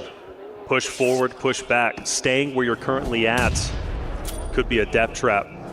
And they look like they were going to push in onto Nogshim Red Force, but they don't make the full commitments. And in the meantime, yeah, you see them still taking their time. The more time you take, the more of an opportunity for a third party. The nade, luckily, just a bit short. Law's going to be okay. And with them hopping in cars, are they disengaging? Well, they saw Silas rolling up, and I was watching Silas just there, and he randomly decided to send towards Yangon Galacticos. He did get a lot of info on their location, but he took a lot of damage in the process. He's slow rolling behind the vehicle, looking for a time to pop that first aid, but he didn't put the handbrake on here, and it's just going to keep rolling away from him. Oh, the nade. So close, Silas. Down, unfortunately. Tough break for him. We focus now on DRX. Reginald just up ahead. DRX has had such a great day. This fight should be no different, you would have to assume anyways. For Reginald, Kara, they gotta obviously make a bit of an impact here. For Influence Rage, by the way, standing strong, taking down the team opposite of them, of course, Nogshim Red Force. That's gonna be a great opportunity now to gain a couple more points, move up. Granted, only 2 players, but still, with that gap being the top 8, so close to them already breaking into top 8, I think this game could be very valuable. Absolutely, they do have 2 players alive, losing Diego in that fight. They will be playing on from that southwest side. Yangon Galacticos disengaged because of this crazy play from Silas, so a little bit of a breath of life potentially into this Influence Race position. Ooh, Weibo though, find the pick off onto Lorazin, and on the back lines, that's going to leave Influence Rage on just 1 player remaining now, and that is going to make things real tough for them. DRX, again, been fairly quiet throughout this. They're up to 3 elims, but they have all 4 players alive. They're playing on this long side of the hill. They're going to start to be able to move up. It's Yangon Galacticos, DRX, these 2 opposing positions, and Weibo on the southeast side as well. Already on 6 elims, by the way. Having a brilliant game so far, who have a more central position here. The rest is dribs and drabs, ragtag bunch of solos. Solos galore. That was from the early violence that we witnessed pretty early. I think, stage 1, stage 2, quite honestly. Law, though, I'm very interested in what he's going to be able to do, only because as a solo, he can truly devastate essentially the positioning of not only the last player from Team Secret, but also Weibo, depending if he's able to penetrate that off angle. So he could be a thorn in their side, depending, but of course, all eyes on DRX and Weibo. And Weibo needs a good game here. This would be tremendous for him. They've been towards the bottom. They were much hyped up. In fact, I believe even in the power rankings, Weibo breaking into the top 3 for our analysts. So for them, this game could be exactly what the doctor ordered in order to rise up the ranks. You would hope so. For a while now, the teams from the PL have been a little bit out of the spotlight, looking for a little bit of a resurgence here. We've got Thundertalk to look forward to, but for now, it is just Weibo flying that PEL flag. Yangon Galacticos now moving on in towards Wild, but he spots him and immediately step up, spray down. You can't give him that broadside. Romeo feels the brunt of it, and Wild looks for another as well. 2 players rolling up. The spray down potential, but Wild will fall, and that will be Regnum Kaya out. That's unfortunate. That fight was setting up for quite some time for Being on Galacticos, good on them. They stay up, they stay alive. Still 3 strong, mind you. So a chance to take this game is in, but now DRX also getting active. Weibo onto Yangon Galacticos up ahead. If I'm DRX, I'm now crashing in onto Galacticos, taking them down, because really once they do that, they control the entirety of the northern portion of the next stage. The difficulty is what sort of angles do you expose to the south side here? There's this big saddle that Yangon Galacticos sit in. You can see DRX a little bit hesitant to go for the full send here. They're moving out to the west side as DRX do manage to keep that fight penned on in. Yangon Galacticos fall. They don't need to full flush. They have control of the north side entirely here. And now they can move back out to this eastern side and start to put pressure down south. All right, so Team Secret, 1 alive. Meanwhile, you got a good old-fashioned 4v4. Weibo versus DRX. The overhead view showing you what's at stake. You got a little bit of elevation. DRX is going to be on the high ground. Meanwhile, the snakes in the grass of Weibo slowly inching their way up. The question is, once they apex that hill, is Weibo going to mow them down? It's all on the smokes here in these final moments as Team Secret losing their final play. Well, hang on a minute. Take it back. Sorry, hang on a minute. Oh no, a little bit of miscomms on the spray down. Finally, orders there. The Sook can't quite connect. But now it is a full 4 versus 4. DRX, who have moved back out to this north side, have it fully under control. There's still an off angle played for her on that southeast side of Weibo Gaming. You can see that movement now coming up the hill towards that shack. And DRX looking to extend their influence here for South Korea. Porter. You can't. I was going to say if you can get an off angle extend to the left, but it's a bit too tricky. A lot of utility was used from DRX a little bit earlier to take down Galacticos. I'm sure that they wish they at least saved a little bit of it so they can have this utility to apex that hill onto Weibo just up ahead. But at least the good news from DRX at the moment, nobody from Weibo really has like a tremendous off angle. Maybe suck over onto the left-hand side. But aside from that, like DRX with their wolf pack, it's going to be tough because Weibo's going to get up. They're going to shoot one. DRX is going to be able to focus fire everything onto 33Z, Order, or Zuck just onto the left-hand side. So honestly, in this position, I think I have to favor DRX. It's all going to be up to the smoke play, right? Sure. You can really change the tide of a fight like this, especially on such a weirdly rolling terrain position. If you can create a smoke separation, you have a huge advantage, and you're talking about these off angles. Those can be assuaged with good smoke play, right? So it depends how you're able to target it. It also depends how much utility you've got left in these final moments. You can see that for Weibo Gaming, they've been through the ringer. They've got 9 elims already, but certainly on 33Z, there's no smokes, only 1 nade here. He's the tip of the spear, too. With his forward position, he's most likely going to be the one to attack first. And you need the rest of the rosters out there to help him out from Weibo. Order's going to throw out a smoke. We're now repositioning. He's going to take the lower end for 33Z. He's got a little nade going past him, but he's going to be just fine. Weibo now also in a buggy. They're getting active. I don't know. DRC better be ready for it. Excuse me, DRX better be ready for this engagement. Weibo, they're starting to get sneaky. Playing on in the smoke, he drops that, sits in the back seat of the buggy, can get that little higher ground angle to look for the peaks, but DRX should know this is what's happening. And immediately these nades respond! DRX read it beautifully. They're like, what's that smoke doing there? What's that buggy doing there? Well, I think we know what we got to do. 3 pins pulled and 1 player falls. 33Z now looking to try and get an answer here. This res is going to be so difficult, Reflections. I don't think they're going to get it. There's no way. Do you fully commit for that? Because you have to assume DRX is going to capitalize off of it. They're taking it slow, but once those smoke dissipate, they're going to get active, and DRX takes down yet another one. Another one will fall, and this should be the ending that DRX is looking for. This is beautifully played by DRX, immediately capitalizing on that knock into the smoke. These smokes bloom on the top of the hill. They create sightline channels that they can play through. There's a res coming through for Weibo, and they do manage to get 3 players back up in an action, but Scissors forward now. 33 spotted, gets the knock. Is there an answer? Order looks for it, and they do find the challenge that they were looking for. Hurt is there as well. Looking for that backup. In a 3 versus 2, though, DRX still have the numbers. DRX has the numbers, but do they have the wherewithal to figure out where Weibo is going to be up to? It seems like the forces are falling, and I think this is finally going to be the end, albeit a miracle play. DRX closing the vice grip, pushing forward. Weibo falls, and it will in fact be DRX taking game number 4 on Aragao. Lying in wait, they move through the hills, a coordinated approach, a brilliant read onto Order as buggy rotation, looking for vision, and they will be able to find that knot, open up the bidding on that final engagement. Not enough utility from Wayward to be able to survive that final fight. They've got plenty of points though on the match, and they will be nearly level with DRX to find that one. 16 points for Wayward, and DRX up on 18, so a fairly minimal Elin chicken dinner. Hey, whether it's minimal or not, that's 2 winner chicken dinners of the 4 that we've seen today, which shows DRX has the proven ability to take games when it matters most and win, which is going to be so critical during the finals. DRX, all eyes on them today, and well, they look to catch up to the likes of 4 Thrives, Alpha 7. In fact, they could have very well taken second place after this game alone. Weibo are no slouches to take that 1v1 and win it. DRX on top. Absolutely, a little bit of revitalization coming through for Weibo from the bottom of the tables, able to put a big dent in the necessary gameplay to find it. Well, let's take a breather after that one as DRX are able to take the 4th chicken dinner of the day.